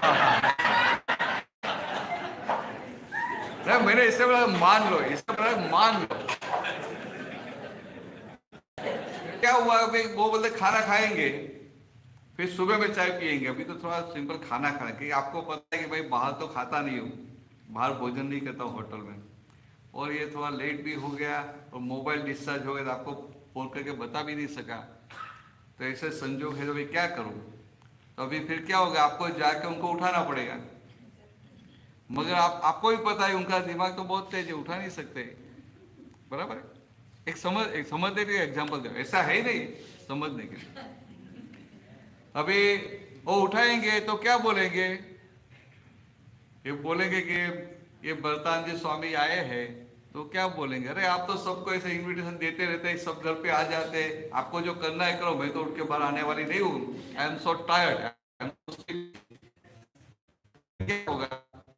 ये भी नजर पे आ जाएगा, अभी क्या करने का, क्योंकि ऐसा बाहर जाके ऐसा भी नहीं बोल सकते कि मेरी धर्मपत्नी ना बोल रही है, नहीं आ रही है, मगर हम हिंदुस्तान के पुरुष भी कच्ची माया नहीं है, बराबर है? वो कच्ची माया नहीं होती है, उनको पता है कि कहाँ दुखती नस दबाने की। तो धीरे से क्या बोलेंगे कि मैं तो मेरे फ्रेंड के घर पे जाके वहां खाना खिला दूंगा, मगर वो बाबा गांव में जाके क्या बोलेंगे कि बाबा भाई के घर पे गए, मगर उनकी पत्नी तो बाहर भी नहीं है, खाना भी नहीं पका, उनको दूसरी जगह पे लेके जाना पड़ा, तो मेरा खराब नहीं दिखाई देगा, तेरा खराब दिखाई देगा। उनको कैसा करने लगेगा तुरंत, even though she is tired और शी इज नॉट वेल, फिर भी करंट का ऐसा झटका लगेगा तो उठ के बाहर भी आएगी, और फिर कैसे वो भी पक्की होती है, कभी बाहर आए तो क्या करने का, प्रेम से ग्रीट करेंगे, अरे आप बैठो बैठो, मैं 5 मिनट में बना देती हूँ। फिर मैं बोलूंगा सिर्फ एक काम करो, रोटी सब्जी बना देना या खिचड़ी बना देना, मगर हम तो हिंदुस्तानी लोग हैं ना, 1-2 आइटम नहीं बनाएंगे, 2-3-4 निकालेंगे, कुछ तैयार भी निकाल देंगे, और जब खाने के लिए बैठेंगे तो कितना आग्रह करके खाना खिलाएंगे। तो ये सब करेंगे, पर भीतर क्या होगा कि अभी कहां से आ गए, आई मेरे पास। तभी ये भीतर जो अंतस्करण लेवल पे ये चल रहा है नेगेटिव, उनको पॉजिटिव करना, उनके साथ बात करना और उनको पॉजिटिव करना, वो आपके हाथ में है कि नहीं है? ख्याल में आप उनको बोल सकते हैं कि देखो भी ये मेहमान आ गए, अतिथि आ गए, अतिथि का मतलब ये कि तिथि बताए बिना आ टपके, तो आ गए हैं, तो हम तो आर्य है, हमारा आर्य संस्कार क्या बोल रहा है कि अतिथि देवो भव, तो देव के समान सत्कार करना चाहिए, और आप ऐसा क्यों सोचते हैं? तो ऐसा करके उनको कन्विंस। और आगे की बात बताऊं, किसी का बहुत दिमाग बहुत ज्यादा तेज है, इतना भी समझाने के लिए जाए वो एक्सेप्ट नहीं करेगा, तो फिर क्या बोलने का कि okay, whatever you want to think you think, I don't agree, negative है तो डिसएग्री हो सकते हो, पॉजिटिव है तो एग्री हो सकते हैं। तो ये अंतस्कर में जो कुछ भी चल रहा है, to endorse it or not to endorse it is totally in our control. तो something which is totally in our control is karma, वो कर्म है, समझ में? उनको कर्म बोलते हैं जो हमारे कंट्रोल में है उनको। तो ये कृष्ण भगवान ने गीता में एक दूसरी जगह पे बताया है, या निशा सर्वभूतानां तस्याम जागृति संयमी। का मतलब क्या हुआ कि जहां सारा जगत जाग रहा है वहां संयमी सो जाते हैं, और जहां संयमी जाग रहे हैं वहां सारा जगत सो जाता है। तो मैं तो 7th स्टैंडर्ड में था तब ये श्लोक सुना था, तो मुझे क्या लगा कि हम रात को लेट तक जागते हैं और सुबह में लेट उठते हैं, और ये वो जागते हैं तो हम सो जाते हैं। मैं ऐसा समझता था, कुछ मेरा खराब नहीं दिखाई दे। प्रारब्ध के बाद में वो जाग रहा है, मगर जहां नया कर्म बन रहा है वहां सो रहा है। अनिल जी बात बराबर है? और साथ में क्या बताया, उसने रिवर्स का बताया कि संयमी कैसे होते हैं कि प्रारब्ध के पाठ में सोते हैं और जहां नया कर्म बन रहा है वहां जागृत होते हैं। तो आपको ये बात बताई ने, आप भी आज से जागृत हो सकते हैं। आज से आप जागृत हो गए, then it can be a turning point of your life. क्योंकि सारे दिन में आप देखो कितनी बार आपसे ये नेगेटिव में एंडोर्समेंट हो जाता है, और नेगेटिव में हम एग्री हो गए, वो पाप कर्म बन गया। और नेगेटिव प्रारब्ध कर्म के आदि नेगेटिव बार आएगा, मगर हम एग्री नहीं होते, हम उसका डिसएग्री होते हैं, वो पुण्य कर्म हो गया। और पॉजिटिव में एग्री हुए, वो पुण्य कर्म हो गया। और कभी पॉजिटिव में एग्री नहीं होते तो बाहर क्रिया पॉजिटिव होने के बावजूद भी पाप कर्म हो गया। कर्म का जो प्रिंसिपल ऑफ कर्म इज रियली वेरी कॉम्प्लिकेटेड, मगर दादा भगवान ने सिंपल वे से समझा दिया है। तो कितना पूर्ण बोलो,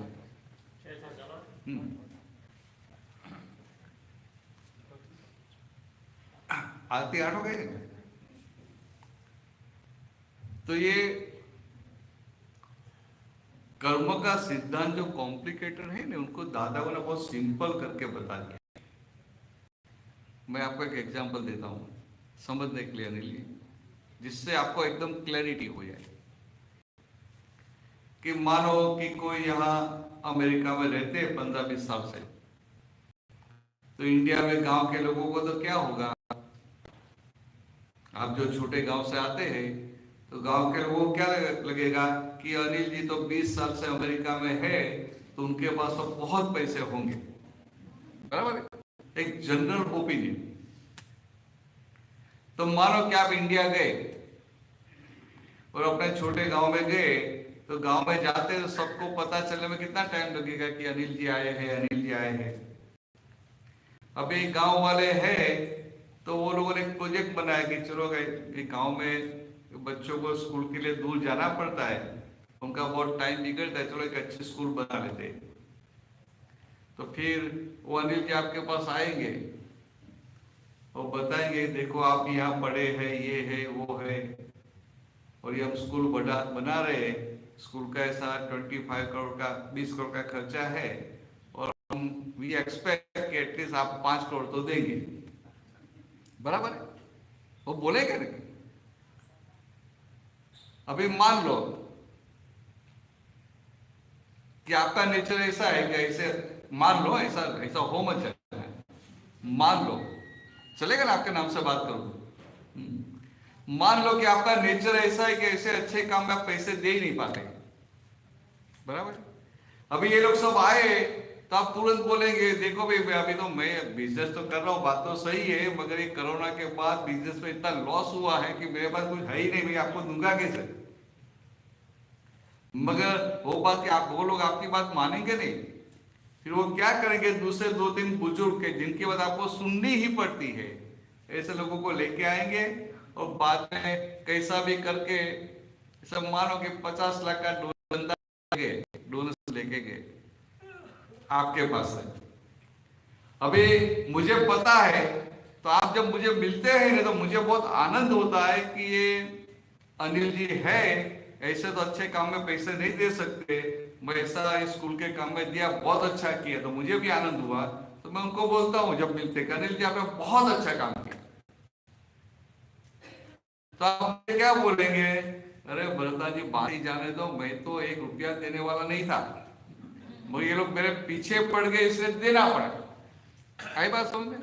तो आपका जो एक्शन है, प्रारब्ध कर्म, आपकी क्रिया तो बहुत पॉजिटिव है, सब लोग वाह वाह करेंगे, मगर आपकी सिग्नेचर कहाँ है,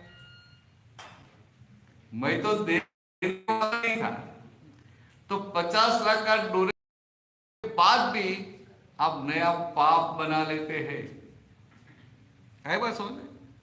अभी आगे दूसरी बात करूं, मैं आपको बात करूं, आपको मिलूंगा, आपको बताऊं आपने बहुत अच्छा किया, आज आप पूरा करूंगा, थोड़ा आगे आ जाओ ना, अच्छा नहीं। फिर मैं आपको बताऊंगा, अनिल जी मैं आपको बताऊंगा, आप क्या बोलेंगे कि मैं देने वाला तो नहीं था, मगर अच्छा हुआ कि ये लोगों ने फोर्स करके मुझसे ले लिया, मगर मेरी जिंदगी में एक काम तो अच्छा हो गया कल में। तो क्या हुआ कि आपकी क्रिया तो पॉजिटिव है, मगर आपकी भीतर सिग्नेचर एंडोर्समेंट भी पॉजिटिव में हो गया, तो आपको नया पुण्य बनेगा, समझ गए। तो action is positive, but in one case you are adding new पाप कर्म, and in another case you are adding new पुण्य कर्म. Action is same, positive. अभी दूसरा एग्जांपल देता हूं कि वहां पे फंक्शन हुआ और डिक्लेयर करेंगे कि अनिल जी ने 50 लाख का चंदा दिया है, तो लोग ताली भी बजाएंगे, और उधर आपके साथ आपका जो क्लासमेट था स्कूल में वो भी बैठा था, उनके पास इतने पैसे है ही नहीं, जैसे तैसे करके अपना, वो जब सुनता है कि मेरा क्लासमेट मेरा मित्र अनिल ने तो इतना पैसा दिया, 50 लाख का ऐसा डोनेशन दिया, मेरे पास पैसे नहीं है, तो मैं भी देता था, समझ में। तो क्या हुआ, नेगेटिव है, उनकी क्रिया नेगेटिव है, मगर उनका एंड पॉजिटिव है। तो without giving a donation of single rupee, 1 रुपये का भी चंदा दिए बिना वो नया पुण्य, एजीबीएस गिवन, एजीबीएस डोनेटेड 50 लाख रुपीज, ऐसा पुण्य बना लेगा। ये बात सबको अच्छी लगेगी, बराबर समझ में, क्योंकि देगा नहीं है। अभी तीसरा एग्जांपल देता हूं, वही आपका मित्र, उनको पता चलेगा तो आपके पास आएगा, आपको क्या बोलेगा, अरे अनिल जी आप तो आपने बहुत बड़ी गलती कर दी, आप ये सबको पहचानते नहीं है, आपसे चंदा तो लिया, वो कुछ काम करने वाले नहीं है, अपनी जेब में सब डालने वाले हैं। तो क्या हुआ, उनका कर्म फल भी नेगेटिव है, मगर नया कर्म भी नेगेटिव हो गया। आई बात समझ। अभी इतनी बात आपको समझ में आ जाए तो अभी से आपका एक पुरुषार्थ शुरू हो सकता है कि सारे दिन में जहां जहां नोइंगली और अननोइंगली नेगेटिव में आपके सारे नए कर्म पॉजिटिव होंगे, पुण्य कर्म होंगे। है बात समझ। और ये तो मैं आपको बता रहा हूं, तो इन बिटवीन की बात कर रहा हूं, आपको एक स्टेप बता रहा हूं कि आपको पाप बांधने की जगह पुण्य बांधो, जिससे आगे जाके आपको सुख मिले। मगर जो सनातन धर्म में मानने वाले हैं, तो आपका गोल तो क्या है, मुक्ति का है, का है, और मोक्ष तो मिलेगा जब आप पाप और पुण्य दोनों से पर होंगे तभी। तो उनकी बात करें फिर बाद में कभी आना, और उसके बाद कभी और टाइम करेंगे। अनिल बराबर है, वो 5 मिनट में तो नहीं होती है, सोच पे पड़ गए नहीं, पर सारी बातें समझ में आई नहीं। आज से इतना शुरू कर देना, उनको भी समझा देना। उनको हिंदी कितना आता मुझे पता नहीं है, इसलिए मैं बीच बीच में थोड़ा इंग्लिश बोल लेता था। But from today, wherever knowingly, unknowingly you endorse or you agree with something negative, there you can change and make it positive. मानो किसी ने आपका अपमान किया, किसी ने आपका इंसल्ट किया, तो कोई हमारा इंसल्ट, क्योंकि आपको भी इफेक्ट होगी ना, आप भी आनंद चला जाएगा। आप रिटालिएट करेंगे नहीं करेंगे वो तो बात ठीक है, तो भीतर का आनंद चला जाएगा कि मैंने उनको इतनी सारी हेल्प की और सबके बीच में मेरा अपमान किया। तो वो जो भीतर नेगेटिव होता है ना, तो उनको फिर पॉजिटिव कर देगा। अब ये पॉजिटिव एंडोर्समेंट कैसे करने का, तो वो उनसे बात करनी पड़ती है। तो क्या बात करने की, कि जो आदमी आपका इंसल्ट कर रहा है वो सही में तो इन रियलिटी, सही में तो आपको आपके पिछले पाप कर्म से मुक्त कर रहा है, आपके प्रारब्ध कर्म से मुक्त कर रहा है। और सिर्फ मुक्त नहीं कर रहा है, वो खुद के लिए नया पाप कर्म बना रहा है। तो वो आदमी कैसा है कि खुद के लिए पाप बना के, नया पाप बनाकर, नया पाप बांधकर वो आपको पिछले पाप से छुड़वाता है। तो इतना अच्छा आदमी दुनिया में कहां मिलेगा? That means that person is obliging you. You must be grateful to that person. ऐसे ये बदल देने का, ऐसा बदल दिया तो संसार में सभी संजोग में आपका पुण्य ही बनता रहेगा। और पुण्य बनता रहा तो पुण्य के फलस्वरूप आपको सुख मिलेगा। आपको सुख ही चाहिए ना? मुश्किल बात है, मुश्किल बात। क्या मुश्किल बात है सुख मिलना? इंसल्ट कर रहा है उसका काम ठीक है, कोई इंसल्ट करता है तो स्वीकार कैसे करेंगे? हाँ, नहीं वो बताए कोई इंसल्ट करेगा तो हम स्वीकार कैसे करेंगे। तो मैं क्या बता रहा हूं कि आपको इतना समझ में आता है ना कि जो आदमी आपका इंसल्ट कर रहा है, तो आज तक आपको लगता है वो मेरा अपमान कर रहा है। अभी आपको समझ में आता है कि ये जो मन वचन का की जो क्रिया है वो तो प्रारब्ध कर्म है। प्रारब्ध कर्म का मतलब वो अपने हाथ में नहीं है, वो कर्म फल है। कर्मफल का मतलब है कि वो नहीं कर रहे, उनका कर्मफल उनके पास करवा रहा है। And when he is not independent doer, when he is instrumental, how you can blame that person? वो तो इंस्ट्रूमेंटल है। ये जो समझ में आए तो फिर आगे क्या दिखाई देगा आपको कि वो किस में इंस्ट्रूमेंटल हुआ? तो आपको पिछले जन्म के भारी कर्म से मुक्त करने में इंस्ट्रूमेंटल हुआ। आपका अपमान करके वो आपको आपके पिछले जन्म के भारी प्रारब्ध कर्म है उससे मुक्त कर रहा है। तो जो मुक्त कर रहा है इसका मतलब तो वो तो मेरे लिए उपकारी है। ऐसे समझ बदलनी पड़ेगी।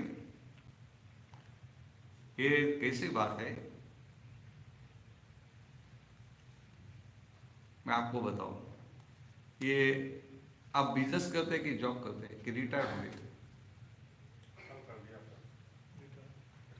रिटायर हो गए, बराबर। अब मानो कि आप बिजनेस कर रहे थे, बिजनेस करते ऐसा मान लो ना, और आपने वो इनकम टैक्स का रिटर्न भरा है और आपको पता है कि मुझे ये सब टैक्स भरा है, उसमें इतना मुझे रिफंड मिलेगा।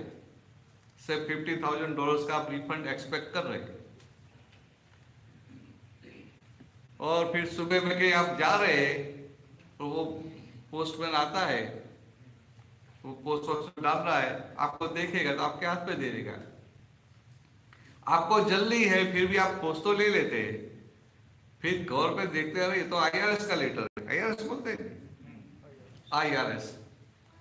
तो फिर क्या होगा, आपको you you are expecting refund of $50,000, तो आप सोचेंगे चलो पहले खोल के देख लो। तो खोल के देखते हैं तो उसमें लिखा है कि नहीं, आपने जो रिटर्न राइट ठीक से नहीं भरा, ये गलत बताया, ये गलत बताया, तो आपको दूसरा 25,000 का फाइन भरने का है। तो ऐसा हुआ तो फिर वो पोस्टमैन पे आप गुस्सा करेंगे, उनको मारेंगे, बराबर है। तो जैसे यहां हमें पता चलता है कि the person is postman, he is instrumental, same way any person is hurting you, insulting you, he is the postman of the nature। और नेचर का पोस्टमैन कभी गलती नहीं करता, ये पोस्टमैन कभी आपके बॉक्स से या बाजू वाले के बॉक्स में डाल देगा। तो ऐसा ऐसा ख्याल में रखेंगे रे तो बहुत इजी हो जाएगा, नहीं तो फिर दूसरी बार मेरे पास आ जाना, वो कर्म बने ही नहीं, ऐसा कर देंगे। करना है ऐसा? हाँ बोल देंगे, नहीं अच्छी बात है। बधाने समझी आ बात કે આપણે જનરલી શું હોય કે આપણે કાં તો પુણ્ય કર્મો બાંધીએ કાં તો પાપ કર્મો બાંધીએ। હવે આ મેં બધી તમને વાત કરી એટલે તમારે અંદર છેલ્લે જે સહી એગ્રી થાય, જે એગ્રીમેન્ટ થાય, જે સહી થાય, સહી તમે પોઝિટિવમાં કરો એટલે તમારા બધા પુણ્ય કર્મ બંધાય। પણ પછી પુણ્ય કર્મ ભોગવવા માટે નવો જન્મ લેવો પડે, पुण्य कर्म को एंजॉय करने के लिए दूसरा जन्म लेना पड़ता है। तो आपका cycle of life and death, जन्म मरण के चक्कर तो चालू रहे। और मोक्ष में कब जा सकते हैं कि जब आपका पुण्य का बैलेंस और आपका पाप का बैलेंस दोनों 0-0 हो जाए, तभी मुक्ति के द्वार खुलते हैं। तो ऐसा भी कुछ चाहिए ना कि जिससे आपको नए कर्म ही नहीं बने। समझे बधाने?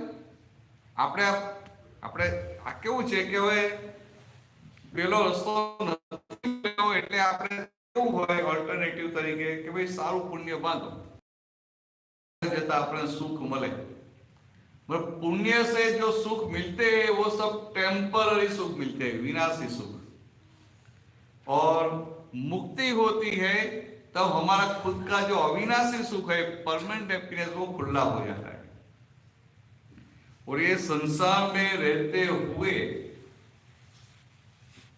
ऐसा मिल जाए ने तो क्या होगा कि संसार में रहते हुए संसार आपको स्पर्श नहीं करेगा।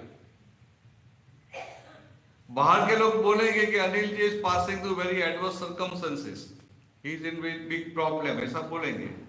मगर आपका चेकिंग करेंगे रे तो फ्रॉम विद इन आप मुक्त होंगे, आपको टेंशन नहीं होगा, आपको चिंता नहीं होगी, ऐसा हो जाता है। तो ये नेक्स्ट स्टेप है इसके बाद का। पर अभी तो मुझे भी कल का ही दिन हो, फिर जाने का है, फिर कभी आने का संजोग हुआ ना तो ऐसा कुछ रखेंगे। पर आप किसके कांटेक्ट में रहेंगे यहाँ, आपको पता कैसे चलेगा? वैदिक सेंटर। अच्छा हाँ, वैदिक सेंटर, हाँ कोई बात तो बराबर है। પેલા અહીંયા કોઈ ભાઈનો પ્રશ્ન હતો ને, બહાર જતા રહ્યા? ઓ મેં બહુ મોડું કર્યું નહીં, કઈ વાત નહીં। हाँ बोल। आगे आगे आ जाइए, आगे आ जाइए।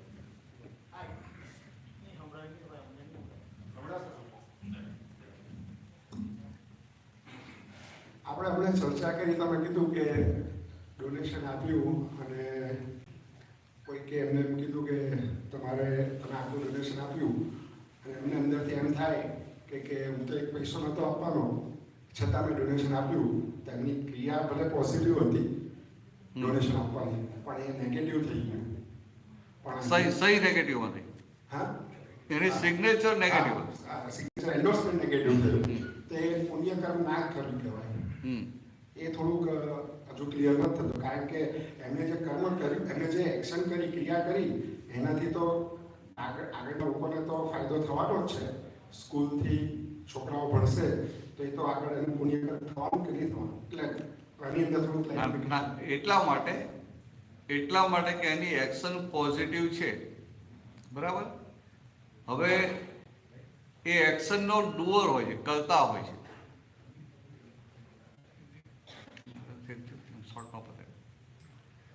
એ એક્શનનો કરતા હોય છે ને, એટલે એને શું, આ બધી ક્રિયા મેં કરી, એટલે એના આધારે એને નવું કર્મ બંધાય. સમજાય? હવે તમે જે કહો છો ને કે સામાન્ય સુખ થયું તો બરાબર છે, એ પાછું એને ઇનડિરેક્ટલી મળવાનું ખરું, પણ બેઝિકલી જુઓ તો એની જે એક્શન જે છે એ એક્શનમાં એનું એન્ડોર્સમેન્ટ નથી, એટલે આટલા 50 લાખ દાનમાં આપવા છતાં એ નવું પાપ બાંધે. પછી પેલા બધા તો એને જે આશીર્વાદ આપે ત્યાંની વાત જુદી છે, એ મળશે ખરું, એનો વાંધો નહીં. પણ આમ બેઝિકલી આપણે જે પોઈન્ટ જે કહેવા માંગતો હતો ને, કર્મ કોને કહેવાય, એટલે ખાલી ક્રિયાને આપણે જે કર્મ, એ ક્રિયા કર્મ નથી, પણ તમારો અંદર જે એન્ડોર્સમેન્ટ છે એ કર્મ છે. તમે કંઈક ખોટું થયું ને you are disagreeing with that thing, it's a karma, એટલે એ પોઝિટિવ કર્મ છે. ये तो आ तो क्यों कितना कॉम्प्लिकेटेड है, इतना कॉम्प्लिकेटेड है कि आपका छोटा बच्चा है वो पढ़ाई नहीं करता है तो आप उसके ऊपर गुस्सा करेंगे कि नहीं करेंगे? समझे? छोटा बच्चा है, उनकी स्कूल में एग्जाम आती है, वो पढ़ाई नहीं कर, याद का इतना टेंशन नहीं होता है, सब पास ही हो जाते हैं. तो एक समझने के लिए कि छोटा बच्चा है वो कुछ गलती, कुछ गलत काम कर रहा है, उनको तो ख्याल भी नहीं है, उनका तो मैच्योरिटी नहीं है, उनको पता नहीं इसका रिजल्ट क्या आने वाला है. तो उनको प्रेम से समझाते हैं, कन्विंस करते हैं, फिर भी वो नहीं समझता है तो कभी हम डांटते भी हैं. अभी डांटते हैं तो पाप बनेगा नहीं, तो ऐसा नहीं है. They are looking at your intention. आपका इंटेंशन क्या है कि उनका हित हो, तो आप गुस्सा करते फिर भी पुण्य बनाते हैं. बस मेरी ये बात ऐसा नेगेटिव मत ले रहा हूं, जाके घर पे बच्चों पे गुस्सा मत करना है भाई, ये समझने के लिए, वो तो पूरी बात करता हूं. तो बच्चों पे, छोटे बच्चे नहीं समझते, कभी गुस्सा करना पड़ता है ना, तो लोग दूसरे लोग क्या बोलेंगे, भाई छोटे बच्चों पे गुस्सा करा, उससे पाप बांध लिया. भगवान बोलते हैं ऐसा नहीं. आपका आशय, what is your intention? Your intention is not to hurt your child. आपका इंटेंशन तो वो आगे बढ़े, उनको हेल्प हो, उसके लिए है. मगर फिर आगे क्या बताया कि आपका इंटेंशन नहीं है, फिर भी वो आपने गुस्सा किया तो बच्चे को दुख तो होगा नहीं. तो क्या करने का, बच्चे के भीतर जो भगवान है उनकी माफी मांग लेने की, मन में, दिल से, हार्टिली. ऐसा करने का तो आपका क्लियर हो जाएगा और नया पुण्य बनेगा. मगर मैंने आगे की जो बात बताई कि पाप पुण्य दोनों से पर होना पड़ेगा. When you will go beyond पाप एंड पुण्य, तो आपका काम होगा. तो वो ध्यान में रखना. બધાને આવું જોઈએ છે? હવે હા કે ના તો બોલો, કારણ કે મને આપણું તો મોટેથી બોલો ખબર પડે કે સુઈ નથી ગયા, જાગતા હોય. આવું જોઈએ કે ના જોઈએ? આપણને પાપ અને પુણ્ય બંનેથી મુક્ત થવું પડે કે ના થવું પડે? तो अनिल जी, ये जो मैं जो बताया आगे की बात कर रहा हूँ ने, कभी ऐसा संजोग आपको इन्फॉर्म करेंगे, कैसे भी करके एडजस्ट करके वो 3 घंटे के लिए आ जाए. जो आपने कहा नेगेटिव पॉजिटिव कैसे हुआ? गुस्सा करा नेगेटिव. हाँ, गुस्सा करा नेगेटिव है, but your intention is positive. और दूसरा, फिर भी उनको हर्ट हुआ, you are asking for forgiveness from God within your kid, your child और दैट पर्सन. तो ऑटोमेटिक पॉजिटिव हो गया. थोड़ा एक बात थोड़ी आगे की करो.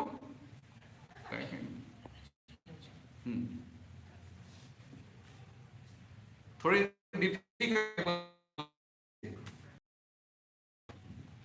ये अनिल जी तो आपका नाम है ना, बराबर? आप बोलेंगे माय नेम इज अनिल, तो that we will have to accept. नहीं तो आप कार्ड निकाल के बताएंगे कि देखो मेरा नाम भी है, पिक्चर भी है, ये है वो है। But when you say my name is Anil, इसका मतलब क्या हुआ कि Anil is your name, not your true self. It is a name given to you. ये तो ठीक है, अनिल नाम दिया, अनिल की जगह नवीन दे दो, नवीन हो जाते थे। समझ में? इसका मतलब क्या है कि वो आपका नाम है। अभी कैसी बात है कि हम कोई भी जगह पे बोलते हैं कि मेरा मेरा मेरा, wherever we say my, all that my, say my house, my car, my clothes. So wherever you say my, that my by default is separate from you. बराबर है? इसका मतलब क्या हुआ कि अनिल जी तो आपका नाम है, आप खुद नहीं है। But at present it is in your staunch belief कि नहीं, मैं खुद ही अनिल हूं। So in reality you are not Anil, you are separate from Anil, but at present your belief is in Anil. तो आध्यात्म की परिभाषा में दादा ने सिंपल वर्ड बताया कि मैं अनिल हूं, वो फर्स्ट रॉन्ग बिलीफ, सबसे पहली अज्ञान मान्यता।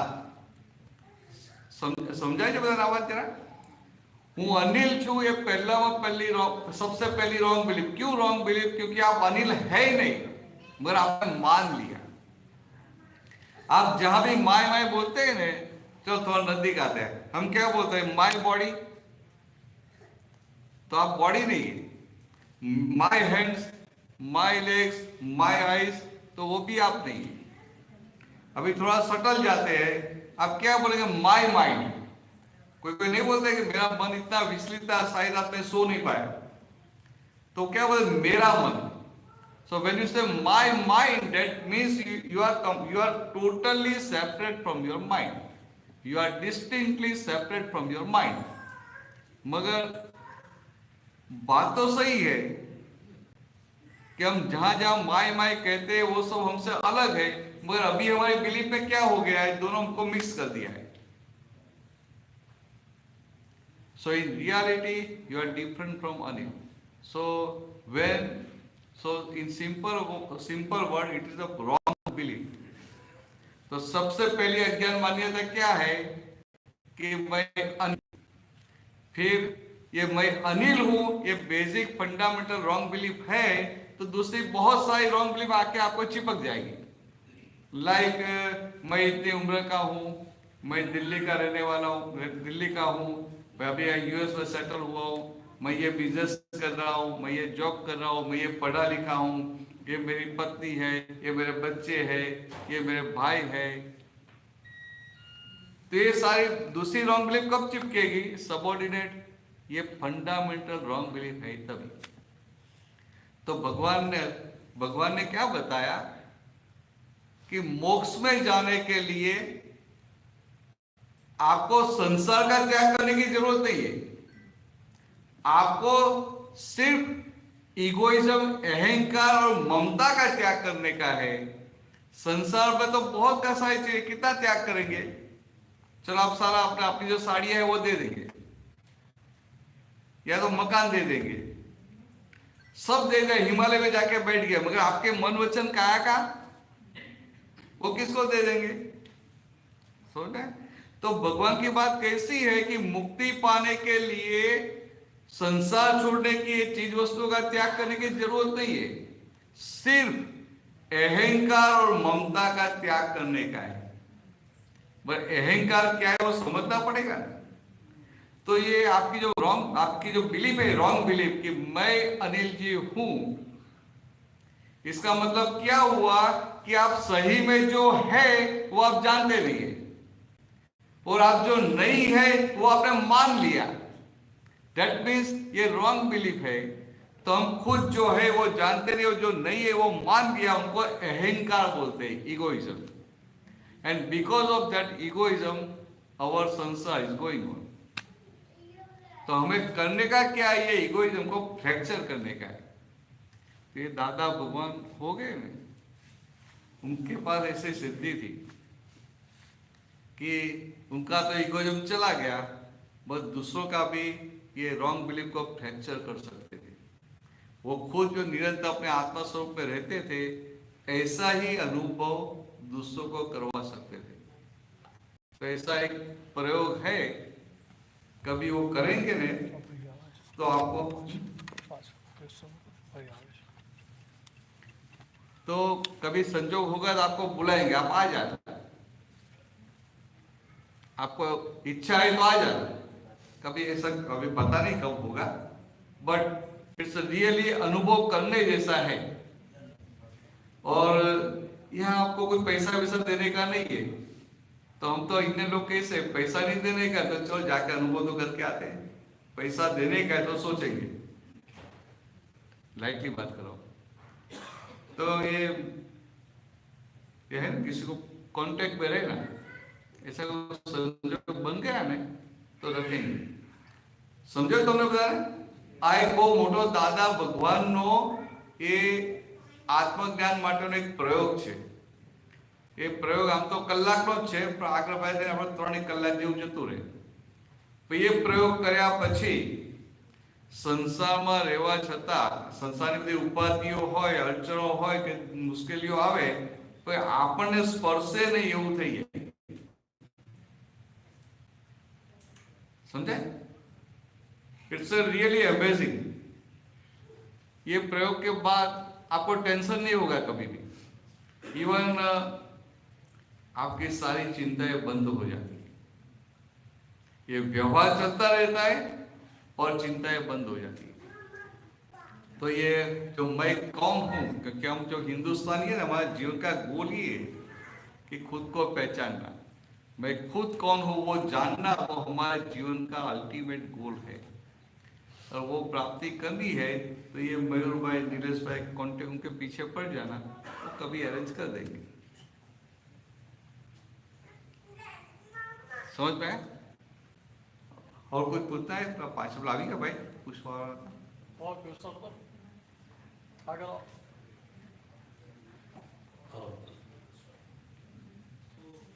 મારો ક્વેશ્ચન એવો હતો કે આપણે તમે કીધું હતું પહેલું એક્ઝામ્પલ આપી હતું કે આપણે સત્ય બોલીએ એમાં એવું હતું કે તમે તમારો વિચાર પ્રગટ કર્યો કે મારે આપવાના હતા પૈસા ડોનેશન અને તોય આપ્યું, એ તો એક રીતે સાચું બોલ્યા, રાઈટ?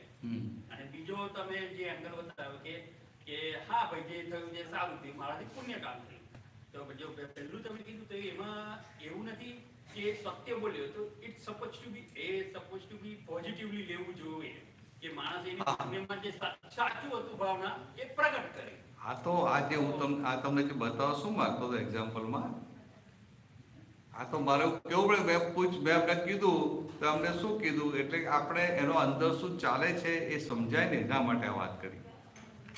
સમજાય કે એને અંદર અંતસ્કરણના લેવલે શું ચાલે છે, તો કે અંતસ્કરણના લેવલે તો એવું ચાલે છે કે હું આપું એવો નહોતો, પણ આ તો સારું મારે આપવા પડે। એટલે અલ્ટિમેટલી આપવા છતાં એનું પોતાનું કઈ બાજુનું છે વલણ, નહીં આપવા તરફનું। એટલે એ વસ્તુ જોવાની છે। એટલે આપણે જે કર્મ કોને કહે સમજવા માંગીએ છીએ ને, પછી આ વસ્તુ તમે જે કીધું ને કે સત્ય બોલ્યા, બરાબર છે, એ આખી વસ્તુ ભાઈ જુદી આવે, પણ આપણે એનું અંતસ્કરણમાં એક કઈ બાજુ છે, પોઝિટિવ બાજુ કે નેગેટિવ બાજુ, એ જવાબ હોતો હતો ને એની વાત। એટલે એ પેલા તમને 4 ક્લાસ બતાવી દીધા કે ક્રિયા પોઝિટિવ છે પણ 9 નેગેટિવ બતાવે, ક્રિયા પોઝિટિવ છે 9 પોઝિટિવ બતાવે, અને પેલામાં ક્રિયા નેગેટિવ છે, એને પૈસો આપ્યો નથી પણ છતાંય 9 પોઝિટિવ બતાવે, અને પેલું ક્રિયા નેગેટિવ અને 9 પોઝિટિવ, એટલે ઓવર બધું આવી જાય। એટલે તમારી સમજણ આખી ક્લિયર થઈ જાય। તો તમે ખ્યાલ આવે કે આ બધું ચેતીને રહેવા જેવું છે ખ્યાલ એ તો આપણે શું થાય કે આપણે મહેનત કરીએ સમાજમાં સારા દેખાવા માટે ઘસાઈએ ખરા અને અંદરથી બધું બગડી જાય એટલે મૂર્ખ બનીએ તો કે આપણે મૂર્ખ નથી બનવું આપણે તો હવે આ સાચા રસ્તે ચાલવું છે ખ્યાલ એના માટે આ વાત એટલે એનો આ પ્રયોગ છે કોઈ વાર હોય તો આવજો તમે બધા આમ તો 15-20 નો રાખીએ છીએ બહુ લાંબુ નથી રાખતા 25-30 છે તો ચાલે પણ અનુભવ કરવા જેવો છે ઇટ્સ સમથિંગ એમેઝિંગ અને બીજે દિવસથી તમને આમ મુક્તતા વધતા એટલે આ લોકોને કહી રાખજો કે સંજોગ આવશે ત્યાં થાય પાછું ચાલો તો એક પ્રાર્થના બોલાવી પૂરું કરીએ આપણે અને પછી આજથી છે ને 8 વાગે ટાઈમ તો હોય ટાઈમ તો હોય 2 મિનિટ એટલે થોડી છૂટ આપો ને એક દિવસ હા હા જાઓ તમને આપણી વાત સમજી ને પણ તમારે ખાસ સમજી લેવી પડે બધા સમજાવવી પડશે ને પછી કયા ગામના તમે વડોદરા हो हमारा गामना छो एक प्रार्थना बुलाता हूं फिर आरती करते ये प्रार्थना क्या है अनिल जी आपको एक होमवर्क दे देता हूं वापिस आप मिलो वहां तक करने के लिए सुखी होने के लिए बराबर है सिंपल बट साइंटिफिक आप सुबह में उठते हैं जब भी उठो जो भी टाइम पे उठो आप जो भी भगवान को मानते हैं या तो आपके भीतर जो भगवान है उनके पास उठते ही शक्ति मांग देना कि मैं एक बार बोला प्राप्त मन वचन काया से इस जगत के किसी भी जीव को किंचित मात्र भी न हो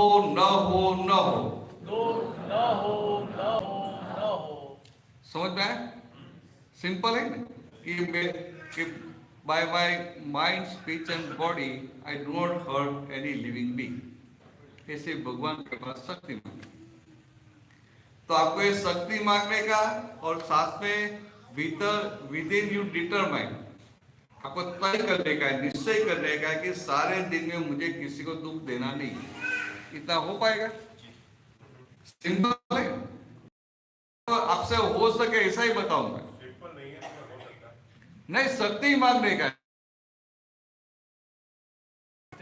हाँ इंटेंशन करेक्ट सुबह में उठते ही 5 बार सिंसियरली भगवान के पास शक्ति मांग लेना कि मेरे मन से मेरी वाणी से मेरी काया से जगत के किसी भी जीव को किंचित मात्र भी दुख न हो बराबर है समझ गए आप you understand just simple I do not want to hurt any living being in this world by my thoughts by my speech और by my action and then you resolve within you determine within that during the whole day I don't want to hurt any living being. Simple इतना निश्चय करना फिर रात को जब सो जाते हैं तो सोने से पहले देख लेने का 2 मिनट कि जाने अनजाने में हमसे किसी को दुख हो गया तो उनके भीतर जो भगवान है उनकी माफी मांग लेने का इतना कर सकते हैं ये है सिंपल वो इतना कर लेना और कैसी बात है आपको समझ में नहीं आएगी मगर बहुत रियली सिंपल तुरंत समझ में आ जाएगी कि जैसे न्यूटन का 3rd लॉ है न्यूटन का law all action every action has equal and reaction in opposite direction आघात और प्रत्याघात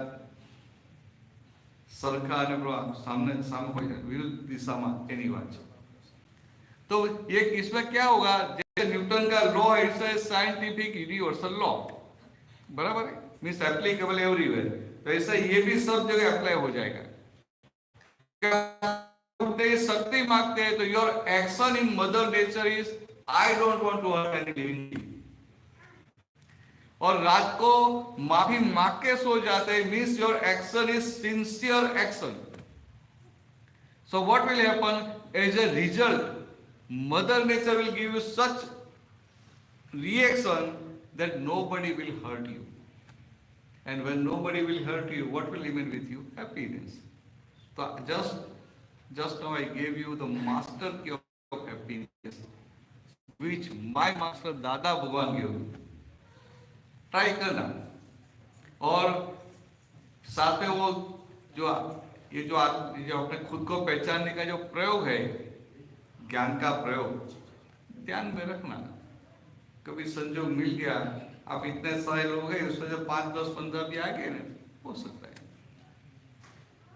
वो उनके पीछे पड़ना, क्योंकि मैं तो अभी चला जाऊं तो 1 साल के बाद आऊंगा, है ना. That is also I am not sure कि 1 साल के बाद आऊंगा नहीं आऊंगा, मगर ध्यान में रखना कि ऐसा अनुभव कर लेने जैसा है.